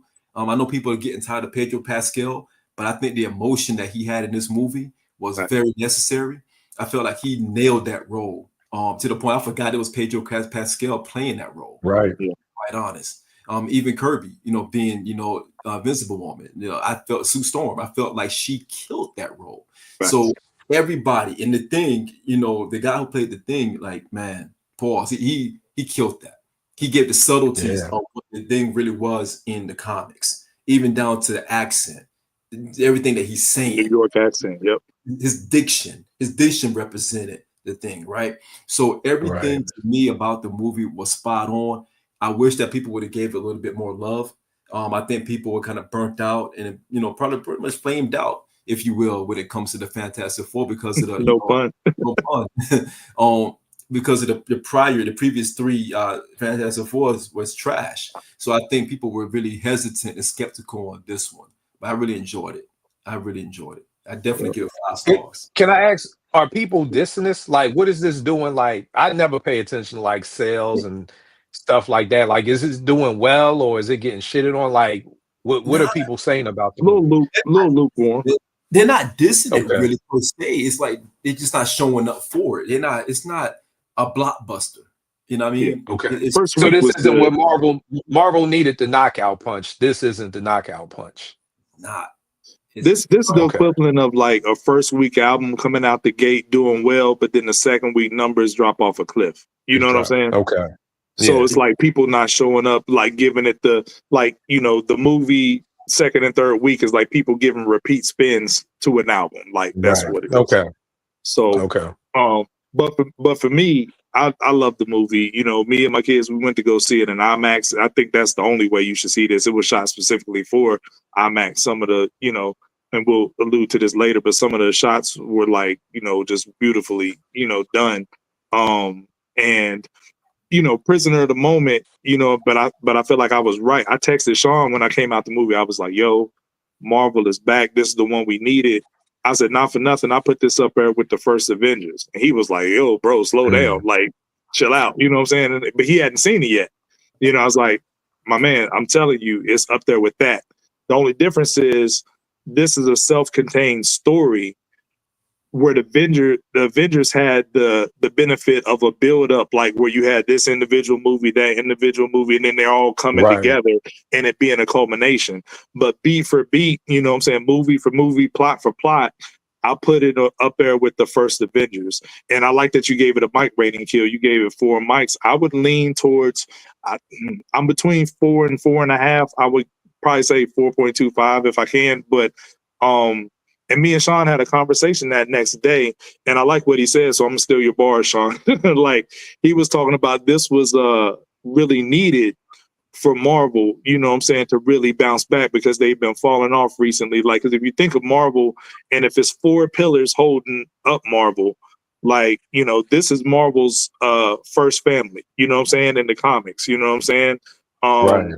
So it has to be done right, and it hasn't been done right up until now. The other 3 pillars would be X-Men. I got on the X-Men hat here. X-Men has been hit or miss. There's some great X-Men movies like Days of Future Past, X2, First Class, Logan. It got some hitters on the X-Men. Avengers is the third pillar.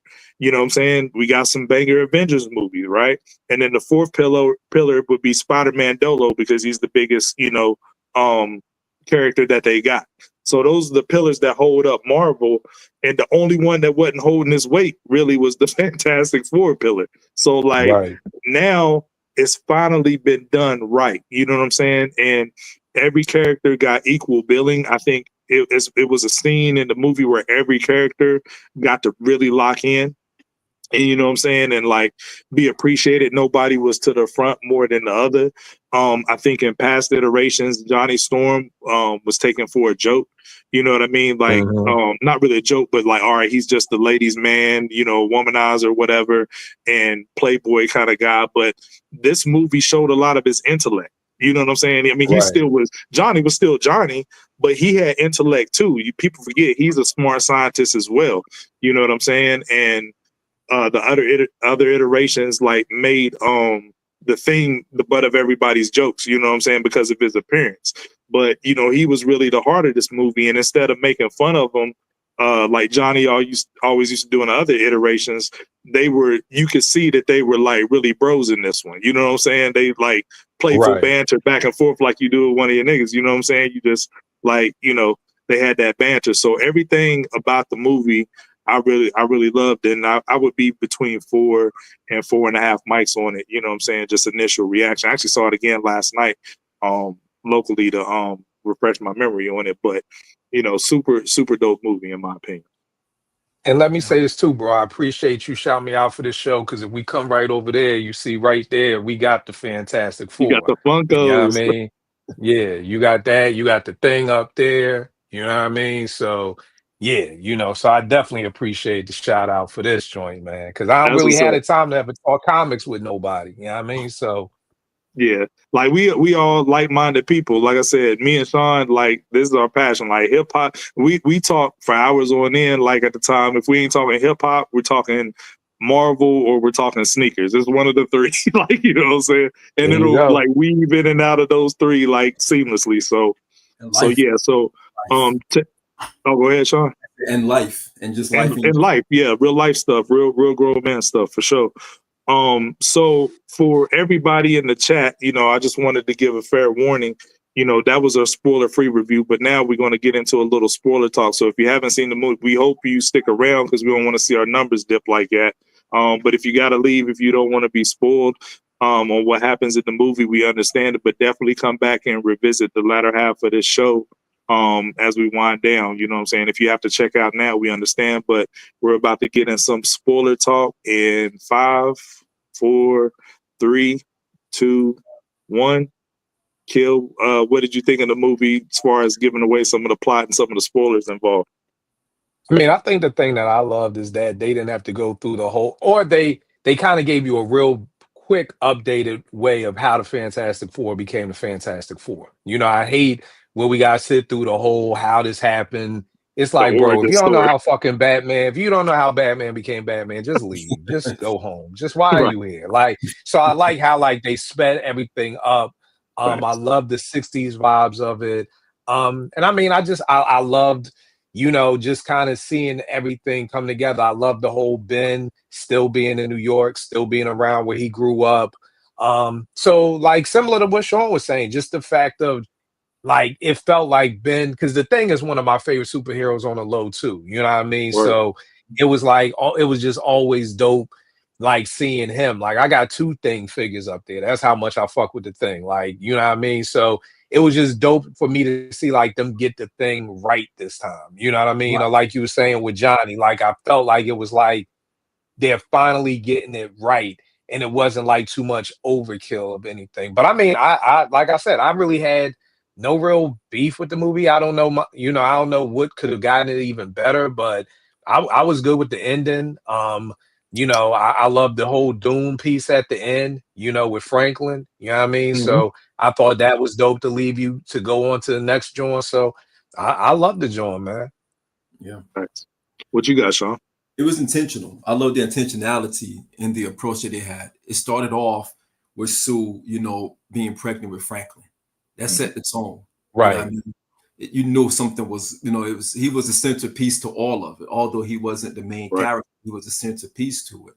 And everything felt like it was isolated. It felt like a well-contained story to be a bridge to something else. And again, it kind of goes back to the first Iron Man and the first, you know, Captain America, the first Avenger. It was self-contained, but it also created a bridge to as like a springboard to the other things, to the you know, the new phase that we were going in for Marvel. And I'm thinking that this is more of that. I think this is more of the ilk of the Iron Man and the Captain America, first Avenger, and the first Thor, where those were just pieces to get you to the next piece, like the bigger piece. I don't think this was designed to be grandioso. This wasn't designed to be like, yo, this is an Avengers level type thing. This is designed to say, okay, we're telling a story now, but we got to get this story in front of you before we get to the bigger stories, before we even get to Spider-Man, before we even get to you know, Doomsday, before we get to, you know, Secret Wars. We got to tell this story because Franklin Reed is very important to the storytelling moving forward.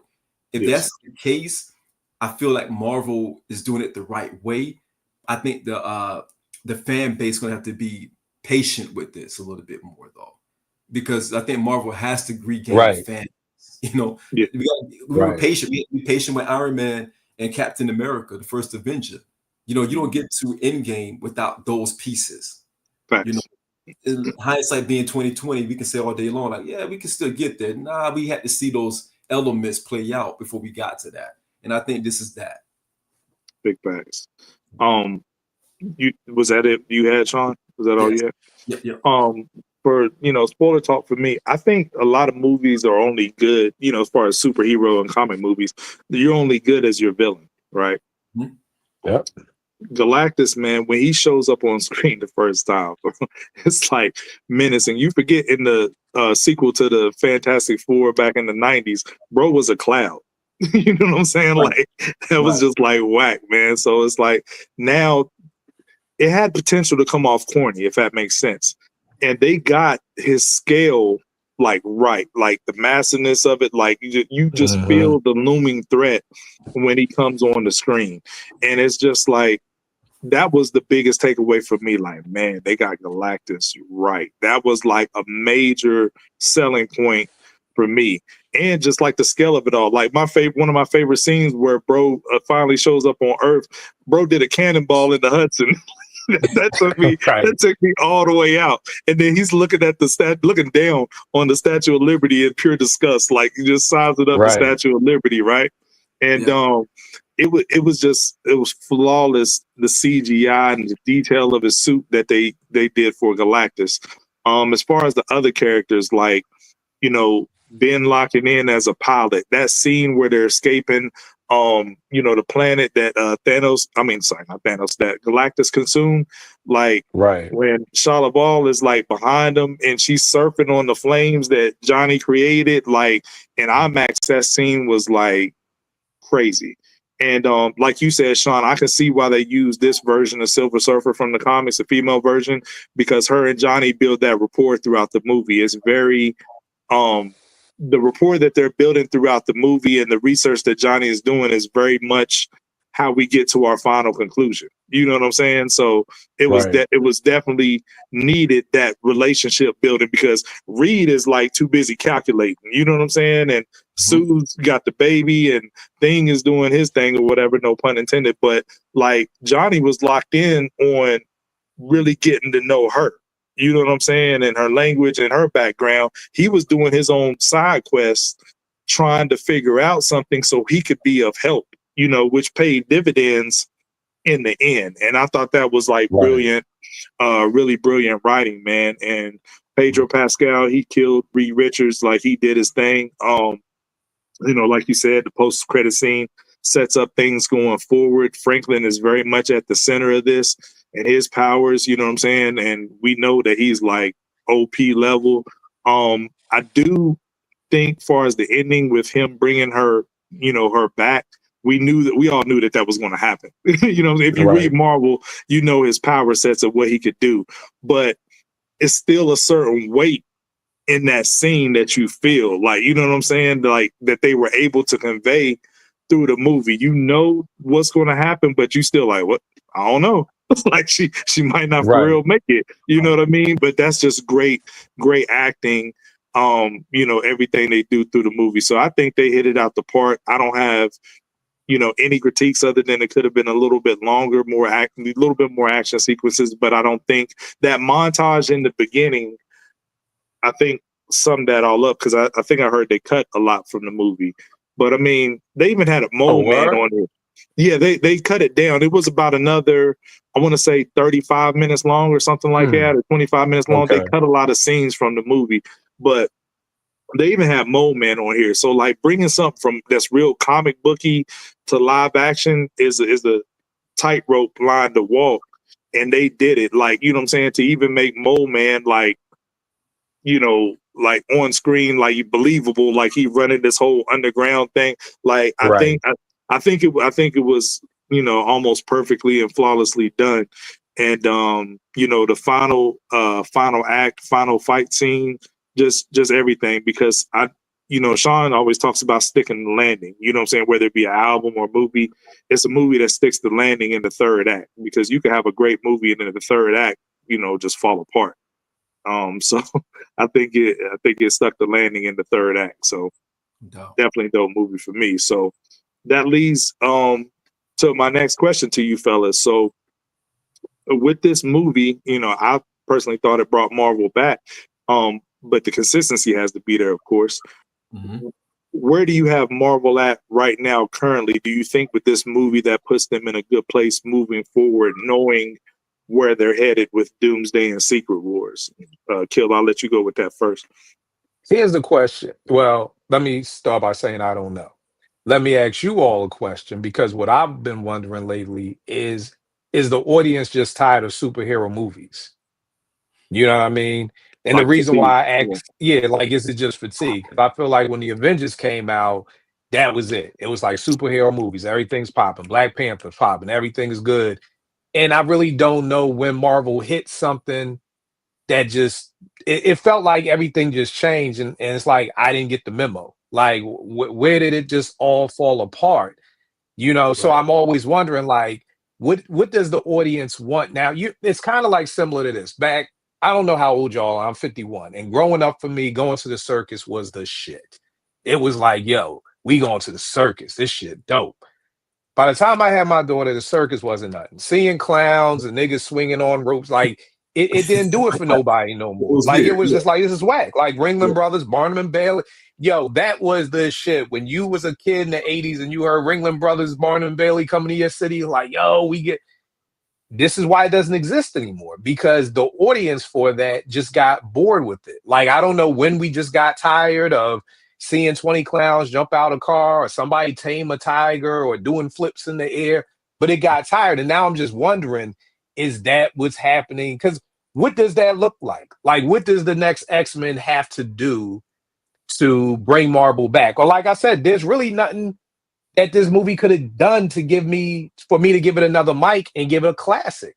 Like, it was a great movie. You know what I mean? So part of me now is even thinking like, well, damn, what did they have to do to get, like, you know what I mean? You know, with an album, it's like, well, why didn't it get fired? Oh, because I had to skip some songs, or I didn't like that beat, or I didn't like that verse. So you can usually give a reason to like, oh, it didn't get 5 mics because of these boom, boom, boom. I honestly can't tell you anything wrong with this movie, but then why didn't I give it 5 mics? So I don't know what needs to bring Marvel back. I don't know if any superhero movie can come back. Was the end game, the movie that was like 4 hours, was that just the magnum opus? Was that when Thanos snapped, was that really not just in the fucking movies? Was that real life? Like, yo, like, nigga, this is over. Like, find some other shit to start shooting in Hollywood. It felt like that. I feel like that. It felt like, okay. So my question would be to you all, because I love comics, but not as much as you guys do and follow the movie. So I would even ask you guys, can they come back? Not what will it take to come back, but can they even come back? Can I go first, Sean? Please. Yeah. Okay. To answer your question, I'm 44, Sean's 45, and your circus analogy is spot on because the circus was still the thing when my son's 18, so he still came up on the circus. My daughter's 14. I remember when she was a kid, Ringling Brothers was hanging it up like, yo, we're not even doing this no more. Like, so yeah, it was circuses. She didn't get to grow up with circuses like that. But I think, and I have a more elaborate answer a little bit later, but to answer, just slightly on your question, I think it's a lot of the writing. We in the show we did last night, we also covered Freddie Gibbs' album Alfredo too, right? And Sean essentially said about Alfredo too what you're saying about the Fantastic Four. Like, I don't find nothing wrong with it. It's really good. It's pretty great, but it's just not that next level. It's not like in-game level. It's not like, you know what I mean? So albums can be very much like that. Like, this is a playthrough album and I don't skip any songs, but it just doesn't have those super highs for me to call it a classic or whatever. So I think that's part of it. And I think a lot of it is just locking in with the writing, because a lot of Marvel projects nowadays go through like, multiple scripts, reshoots, changing directors or producers like mid-movie or something, and like that doesn't. So we relating it back to hip hop. This is a mashup show, right? Imagine like locking in with one producer, like, yo, I'm gonna do, this project with Hit Boy or whatever like that, and then you get in with Hit Boy for 6 tracks, and then he has another engagement. Like, man, damn, I wanted to finish the project with him, so let me go get Alchemist for the rest of the album. You're gonna have a lot of dope beats, but it's like, are you completing the vision that you had to, like, have one producer and carry that out? The other the other producer might not get the memo on that vision and can't finish the product for you. So they're doing a lot of and this is behind the scenes stuff, but they do a lot of that with every project. Like, Blade has been pushed back like a crazy amount of times, like switching scripts and producers and all this other stuff. So I think that's to their own detriment. So, Sean, what you got? No, I think I want to relate it a little bit to hip hop as well. When we are invested in an artist or a movement at its inception, and we see it grow and we're growing with it, that investment is at a high peak, right? You think about Wu-Tang. Wu-Tang came along. I was 13 when Wu-Tang first came out. And I'm going through my most, impressionable years when they were dropping the Cuban Link, Liquid Swords, Return to the 36, Iron Man, The Pillage, and now Wu-Tang Forever. And it felt like a finale. It felt like it was it. Like, even that whole theme of Wu-Tang Forever, which is their most successful album to date, it felt like it was a finale. And I grew up with that. So now I'm thinking about Marvel. I was 28 when Iron Man dropped.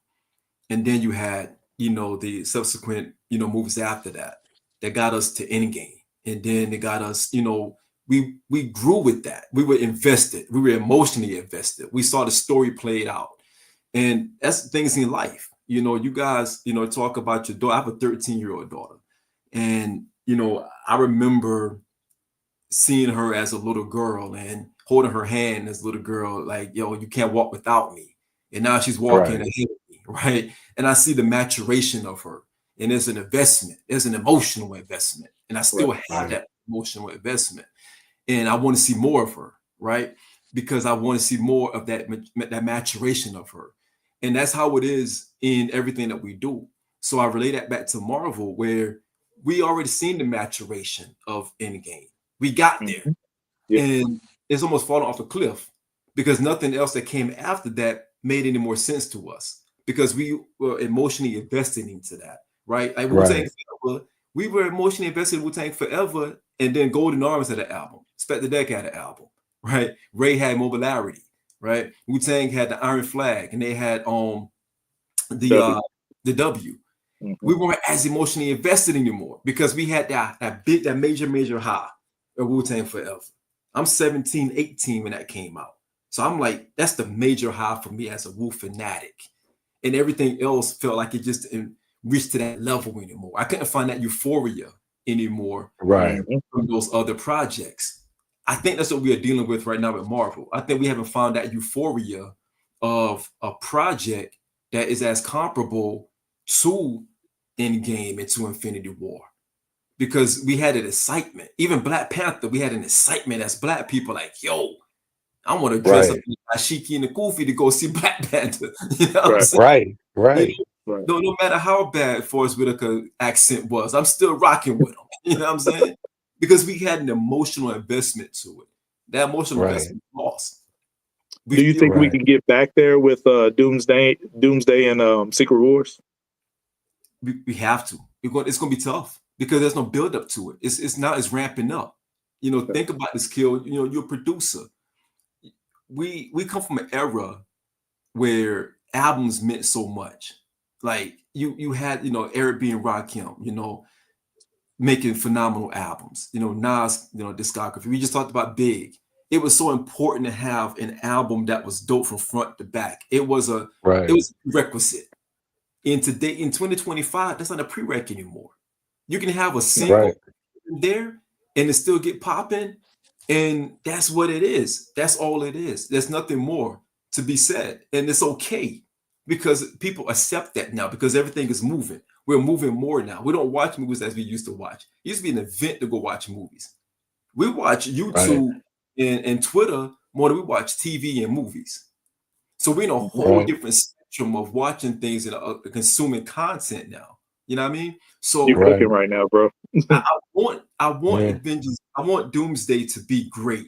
I want Spider-Man New Day to be great, and I think they will be great. But I don't know if the consumer behavior will follow that.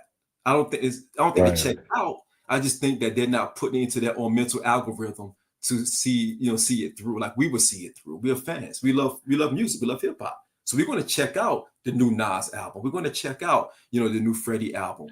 We respect the art. Everyone don't respect. But and that's a great point, bro, because even when you think about it, like there are a lot of people who, because I'm like, now I wrote down like, who are they making the movies for? Because if they're making the movies for comic book heads, well, then that's the minority of America. The majority of America just went to go see the Avengers. It was a big movie, blockbuster hit. They don't know the history of Tony Stark or the history of these people. So with Secret Wars, like, that's for comic book heads. That's for, like, if you say Secret Wars to the average person, they're going to be like, oh, I don't know what that is. They're not going to know that, that was a series back in 84 where blah, blah, blah, blah, blah. You know what I mean? So I also think it's like you said, like, one of my homegirls loved D'Angelo in a couple of, it's almost been 10 years now since he dropped Black Messiah. And I was like, yo, he got a new album out. She was like, what the fuck? Like, where did it even come from? Like, I don't even because when you think about it, there is no source. There's no vibe. There's no 106 in Park. There's no place to go to even find out. If you weren't on social media, you just would have woke up one morning and there's a new D'Angelo album. Like, there's no place for that anymore. So only the real heads are checking for Nas. I was in a barbershop one day and somebody was like, man, Pete Rock ain't done shit since Pete and CL. And I'm like, yo, are you crazy? This nigga been dropping music for the past 20 years, So for the average person, they don't get it. You know what I mean? Now the hip hop heads will know, like, yo, what you talking about? He just dropped the album with Com last year. That was crazy. But for the average person, so I'm just always thinking, the average people to me are the ones who put the money in Hollywood's pockets. It's not the comic fanatics. And I just wonder if these movies are just targeted towards us versus them. And it's a much smaller lens on us than it is them. Because I guarantee you, I know my man loves superhero movies, but he ain't no comic book head. And if I say Secret Wars to him, he ain't gonna have no idea. He's gonna be like, oh, your man Last Emperor song, Secret Wars. What was that about? Like, you got that joint. You know what I mean? That people to this day don't know is based off of the comic. They just think, oh, that's that Last Emperor song where the superheroes rumble the rappers. They don't even know that is based off of this movie. So I think that's the other piece too. So, Kil, what you're saying is that Marvel needs more of the casual fan, because, like, on the hip hop side of it, that's what helps move an album, propel an album towards multi-platinum. Like, is the casual fan. That's not the diehards. That's not the ride or die fans. They're gonna copy regardless. But that's a small, component of their fan base. They need more casual. So I see what you're saying, and to what you're saying, Sean. Yo, bro, you was cooking, but I'm gonna expound on that a little bit more. My next question to you all was relating it to hip hop. Is hip hop in a good space going further? But I want to tie this together, you know what I'm saying, before y'all answer that. Here's the thing that you alluded to, Sean. When we were coming up, going, and you talked about this with the circus kid, like when we were growing up, going to the movies was an event. You know what I'm saying? Mm-hmm. Like now where we got streaming services and we got all this social media, not as many people are pulling up. It's not a big a deal to go to the movies anymore. And it don't help that they charging like an arm and a leg for a popcorn and a drink. You know what I'm saying? But they have to do that because not as many people is pulling up, right? The same token, I was just talking about it on the show last night, how the legend of the purple tape came from us, the fans. We nicknamed it that. You know what I'm saying? And nobody refers to it as Cuban links. We call it the purple tape because physical media, going out to cop an album. And I remember albums, I used to skip school on Tuesdays and Wednesdays because Tuesdays was the album, Wednesdays was the Jordans. I would leave school and then go get the album, about 5 or 6 albums, and leave school for Jordans. And, getting a record or album was an event, but I don't think people appreciate it much now because everything's at the, your fingertips with your phone. You got the whole computer in your hand. You know what I'm saying? You can get what you need at any time. So you don't have to go seek it out. And people just in their cribs and they're not going to seek out these films. They're just, well, I catch it when it comes to streaming. I'm not going to pay my money to see it. I'll just catch it when it comes there. So it's not that event factor, and people don't love it enough to put their money towards it like we did for albums. Like, you remember how pissed off you was when you copped the album, you went to the store to get it and it was a dud? Like, you know what I'm saying? You frisbeed the CD out the window. Like, I think that's where we're at with movies, you know what I'm saying, as well. Like, people don't want to spend their money to go see a dub movie. They'll just like catch it, on the streaming service or whatever. So to loop that back into Marvel and hip hop, I think both are in a place where it's quantity over quality.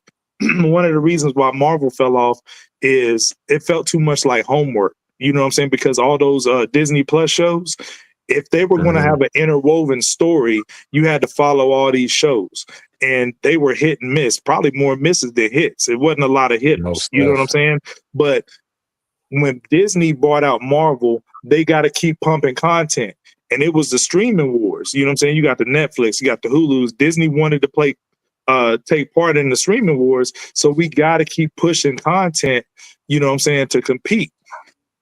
But that was to their own detriment. You know what I'm saying? And you relate that to hip hop and the streaming services. You got cats that's dropping like 5 albums a year that's really EPs, 6 or 7 tracks. And they think, you know what I'm saying, just because they feed the algorithms constantly, that's what we want. No, we don't want that. We want you to lock into the studio. And if it takes you 1 or 2 years to produce a dope, cohesive sounding project, then by all means do that. You don't have to have, you know what I'm saying, it's a microwave mentality era, you know what I'm saying, where you got to constantly put something out, because everybody's like, oh, what'd you do for me, you know what I'm saying, lately?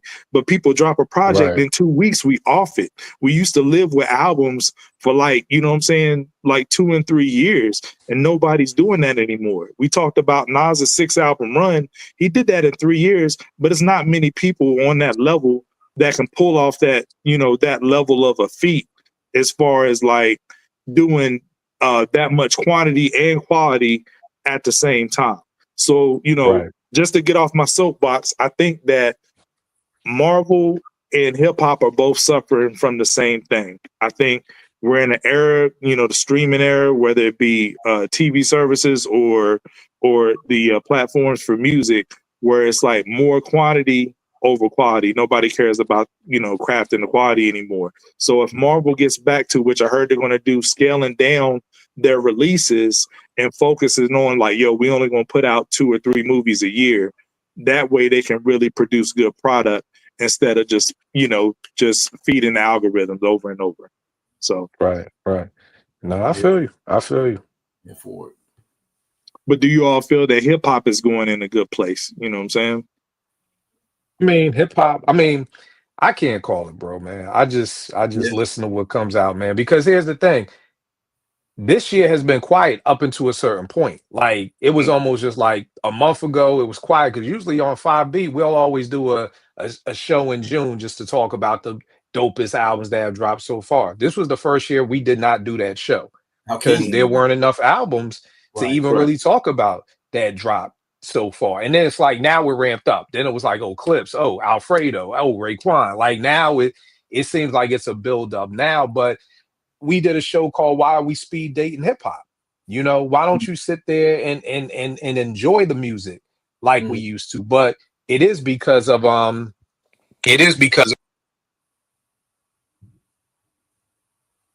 we lost you on audio, Kil.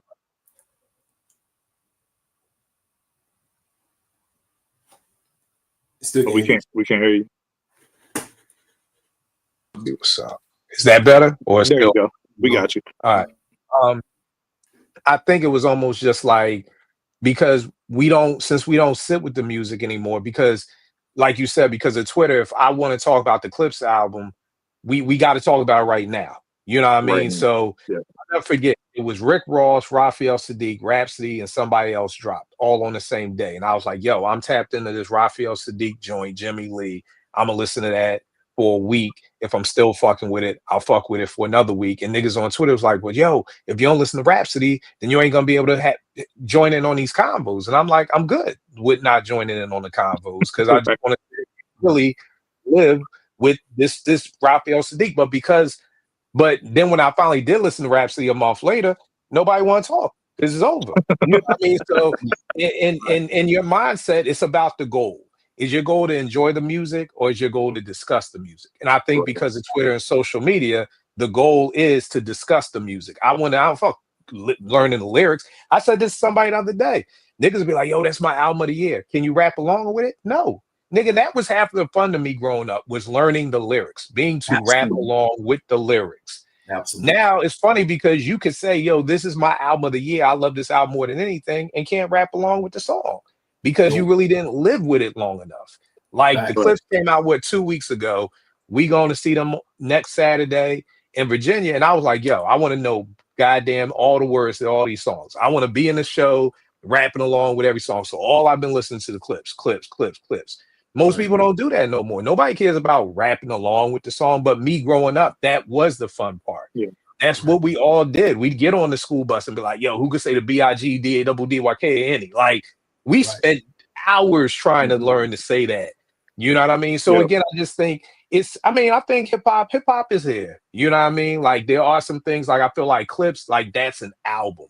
Like, I feel like it's those highs. It's a produced album. It has choruses. It has things I can say. That's the name of that song.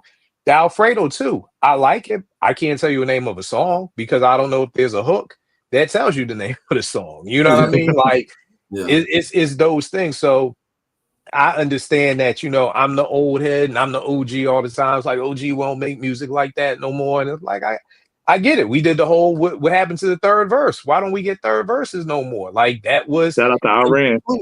You know, that was in conclusion. You know what I mean? So it's one of those things where it's just like somebody asked me the other day, and I said, well, it's a mixture. It's like, yo, if you aren't held to that standard, then why do it? If you're in college and your teacher says you could write a 5-page paper or a 1-page paper, what you gonna write? Probably the 1-page paper.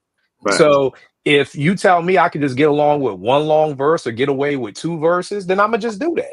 Exactly. Number 2, I've heard from streaming purposes that I guess the shorter your song is, the more streams you can get. So that's another reason. And then the third reason is I'm an educator. So I understand these kids don't know how to fucking write an introduction, a body, and in conclusion.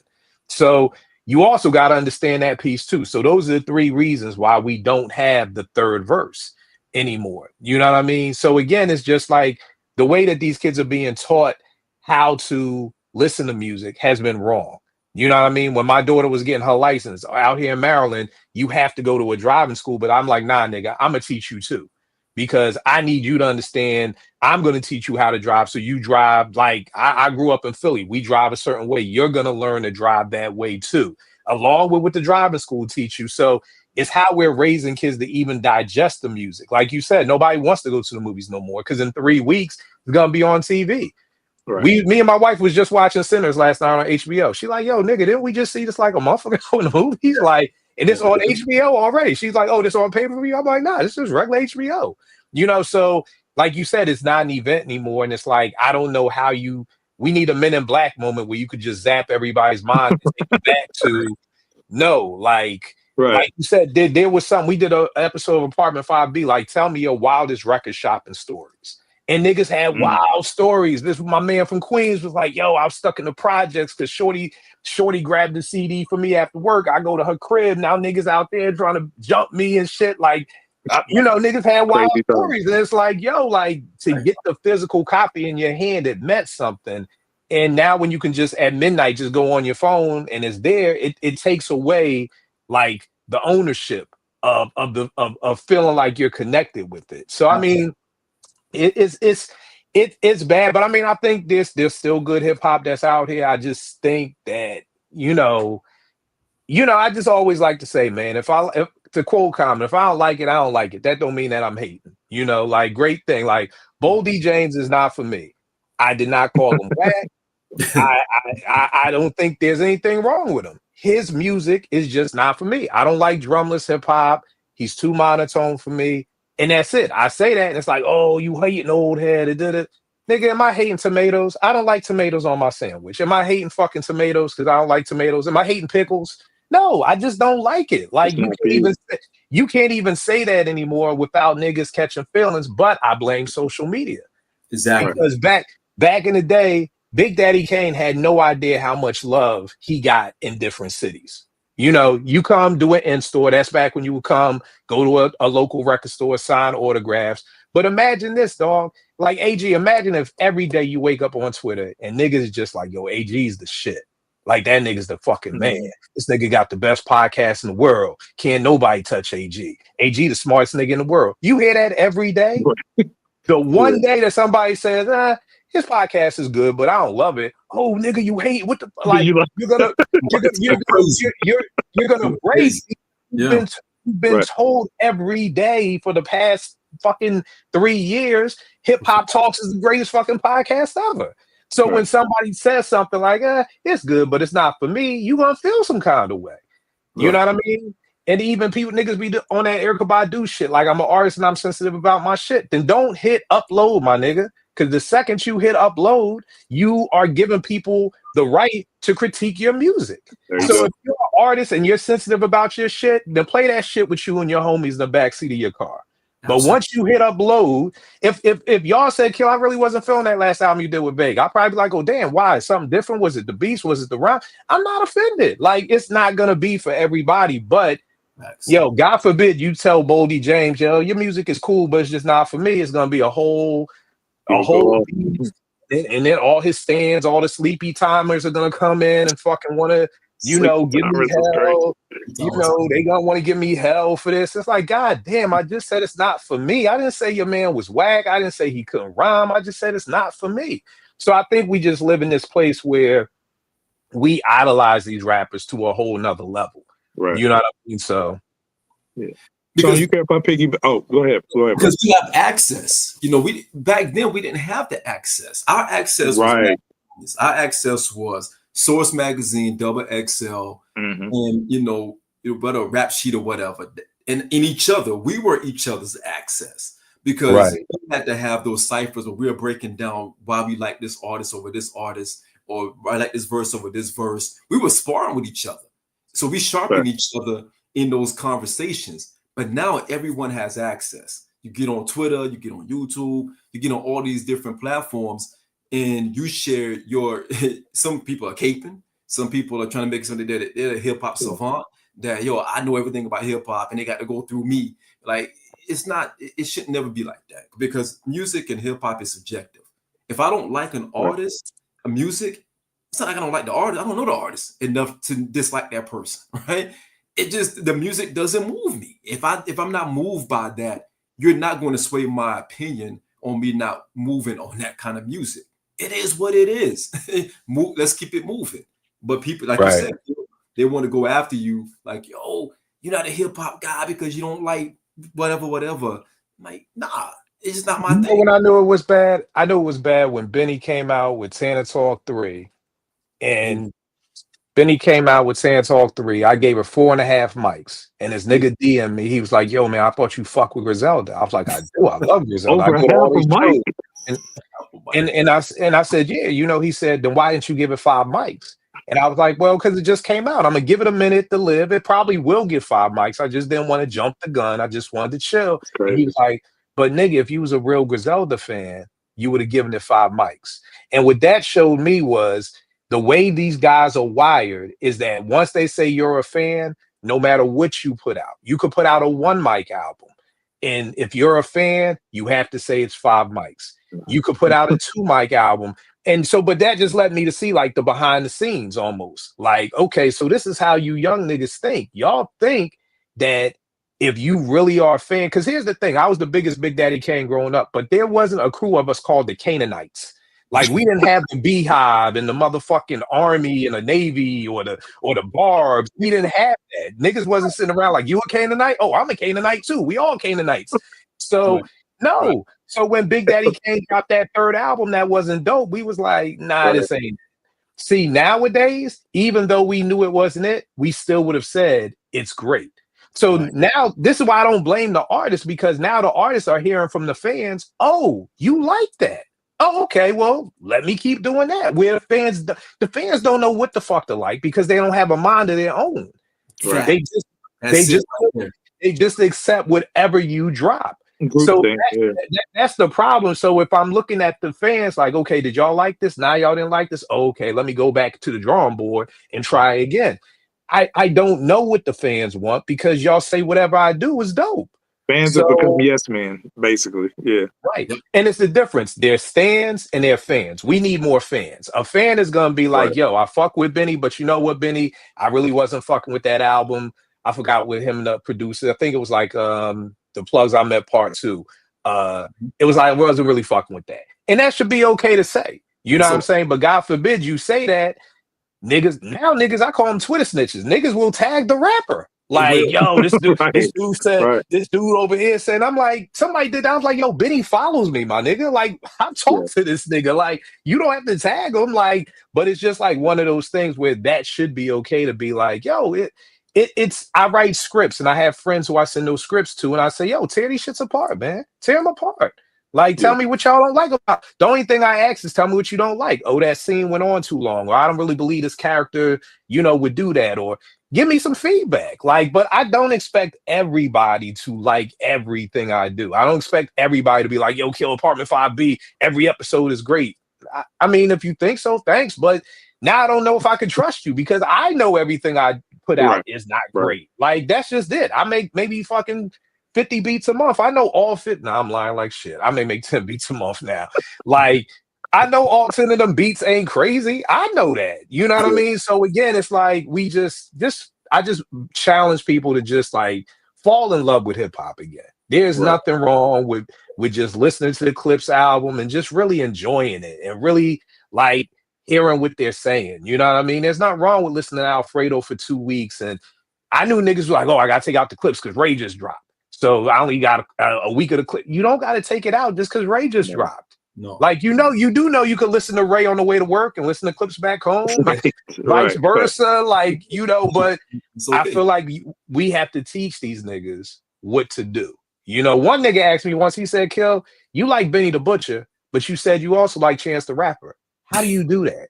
And I was like, you can compartmentalize. I was like, nigga, what the fuck are you talking about? Like, how do I do that? He was like, but they're two totally different rappers. And I was like, bro, just like what you like. Like, but again, these questions let me know, like, damn, this is what y'all think. Like, you think because you want to like Benny, who is a, hardcore street rapper, that you can't like a quirky Chance the Rapper type rapper. Like, dog, like whatever you want. We like Public Enemy and Will Smith at the same time, so it like, you know what I mean. But to piggyback off what you're saying, Kill, about everybody wants to be part of the conversation, and that means more than the music. Not for nothing, that's why we have like the ability to podcast, because there's people out there that would rather listen to what we have to say, a critique about an album, than tuning into the actual album itself to form their own opinion. Yep. You know what I'm saying? And, you know, that's a problem with what's going on nowadays. And as far as the place where hip hop is at right now, you know, you talked about the third verse being gone and those sorts of things. I do think that, because the first, you alluded to it, the first half of this year has been really slow. You know what I'm saying? But we got the OGs coming. We had you know, the Clips, and then, you know, Freddie's an older cat. We got Ray had a dope album. We got Ghost coming up, and then it's going to be Nas and Premier, and then, you know, so that leaves a little bit of hope, because even if it's got to be the MCs from yesteryear, the older era that carry it, who else is, like you said, how OGs got to show you the way. If anybody's going to bring back the third verse, it's going to be the cats that's used to writing 3 verses. It's not going to be one of these new guys that brings back the third verse. Like, leave it to the OGs to bring that trend back. So I do think that we're not in the best place right now, but we're in a decent place going forward, that it could go in the right direction, just like we talked about with Marvel. So with that said, Kil, what are your top 4 favorite MCU movies? Oh God. Off rip, Black Panther, the OG Spider-Man, not the OG with Toby, but Tom Holland. That the first Spider-Man with Tom Holland. Yeah, Homecoming. Yeah. Homecoming. Wow. The Avengers, work with me, y'all, help me. 51 is not being kind to my brain. The Avengers where niggas was rumbling each other, where like Spider-Man was rumbling, like Civil Wars, and then the OG Iron Man. That's a dope list. That's a dope list. Yeah, I love the OG Iron Man. What you got, Sean? I got Avengers, Infinity War, Civil War, and I have Winter Soldier and Black Panther tied. I love Winter Soldier. Yeah, that's a dope list. Fire list. For my 4, all of them are Russo brothers movies. I think that's why I put a lot of faith in them going forward with Doomsday and Secret Wars. I think Russo brothers do a fantastic job. Number 4 on my list is Winter Soldier. I think anytime, you know, Bucky, when he's locked in as the Winter Soldier, like, he's nerfed like when he's Bucky, but when he's a Winter Soldier, bro is menacing when he's on the screen. He's a great villain. Like, you know what I'm saying? You think you're going to kill everybody. So, and I love that movie because it was real grounded. You know what I'm saying? There was a lot of hand-to-hand combat stuff and the, you know, kind of espionage of it. And, you know, it was a really dope movie. To the point that you said about Civil War, you know what I'm saying? That was a Captain America movie. It was the third Captain America movie, but it was essentially Avengers 2.5. It felt like Avengers movie because of the cast of characters. So that was dope. And then sometimes, you know, heroes have conflict. I remember reading through the comics, and the heroes fighting each other was more interesting sometimes when they were fighting their usual villains. You know what I'm saying? Like, I used to read, like, you know, Punisher and Wolverine going at it or whatever, you know what I'm saying? And that was like a must see. 2 and number 1 for me are I want to make a parallel, because I think Infinity War would be my number 2 and Endgame would be my number 1. And me and Sean have this conversation all the time. I never separate those two, relating it back to hip hop. I think they're 2 sides of the same coin, and I look at those 2 movies as like a double album. Infinity War being the first disc and Endgame being the second disc. And, you know, Sean, you alluded to it earlier, bro. You talked about Wu-Tang Forever being the culmination of like Wu-Tang. You had 36 Chambers, then you had like Tikal, Return to the 36, you know what I'm saying? Cuban Links, and then Liquid Swords, and then Iron Man, and then you get, you know, what you got for Wu-Tang Forever, which was a double disc. I think the MCU was structured like that. You had the individual movies, and then you have the culmination of those. You know, for RZA, it was 5 years, but for the MCU, it was like 10 or 11 years. It was 10 years to get to Endgame, that culmination, and 10 years to get to Infinity War, and 11 to get to Endgame, that culmination. But just looking at the movie themselves, right? Wu-Tang Forever is, the disc 1 is real concise. real like action packed front to back suit. It's damn near flawless, right? Infinity War is the same way. You got, you know, one thing about Wu-Tang, it has all these cast of characters. You know what I'm saying? So you got to let everybody get equal billing. That's how I feel like Infinity War was. It had all these characters to juggle, but it did it in such a beat by beat, concise manner, and they pulled it off flawlessly. But then you get to Endgame, which would be disc 2 of the double album. Although it's not as concise and, you know what I'm saying, as Infinity War and like, you know, hit all the way through, Endgame has the higher highs, right? Yeah. You know what I'm saying? And for Wu-Tang Forever got Triumph on it, which is my favorite hip hop song of all time. You know what I'm saying? And to compare it to Endgame has arguably the greatest third act, you know, final battle any movie, you know, in Marvel has ever done. You know what I'm saying? You also got Impossible, which is a crazy high. That's another thing that Endgame does well. Endgame plays on those emotional beats. It tugs at your heartstrings. It's an emotional roller coaster. Impossible is one of the best albums on the song.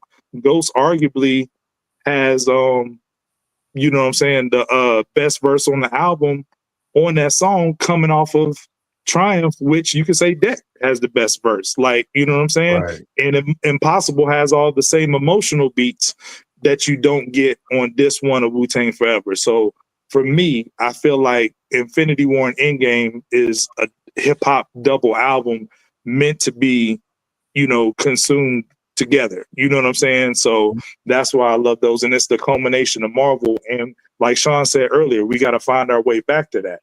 But if I may, like, I want to make a couple more parallels to Wu-Tang Clan real quick for Marvel. When I was a kid, I looked at Wu-Tang like superheroes, you know, personally, you know, especially we talked about this last night on our Cuban Link show. If you haven't checked it out, check that out. But when they adopted the monikers, you know what I'm saying, the Wu Gambino names, you know, Meth always went by Johnny Blaze, which is Ghost Rider. You know what I'm saying? If you know, you know. If you didn't know who Johnny Blaze, if you didn't read the comics, you ain't know who Johnny Blaze was. You know what I'm saying? And Ghost went by Tony Starks. His first album is called Iron Man. The last track on his debut album, Iron Man, is what?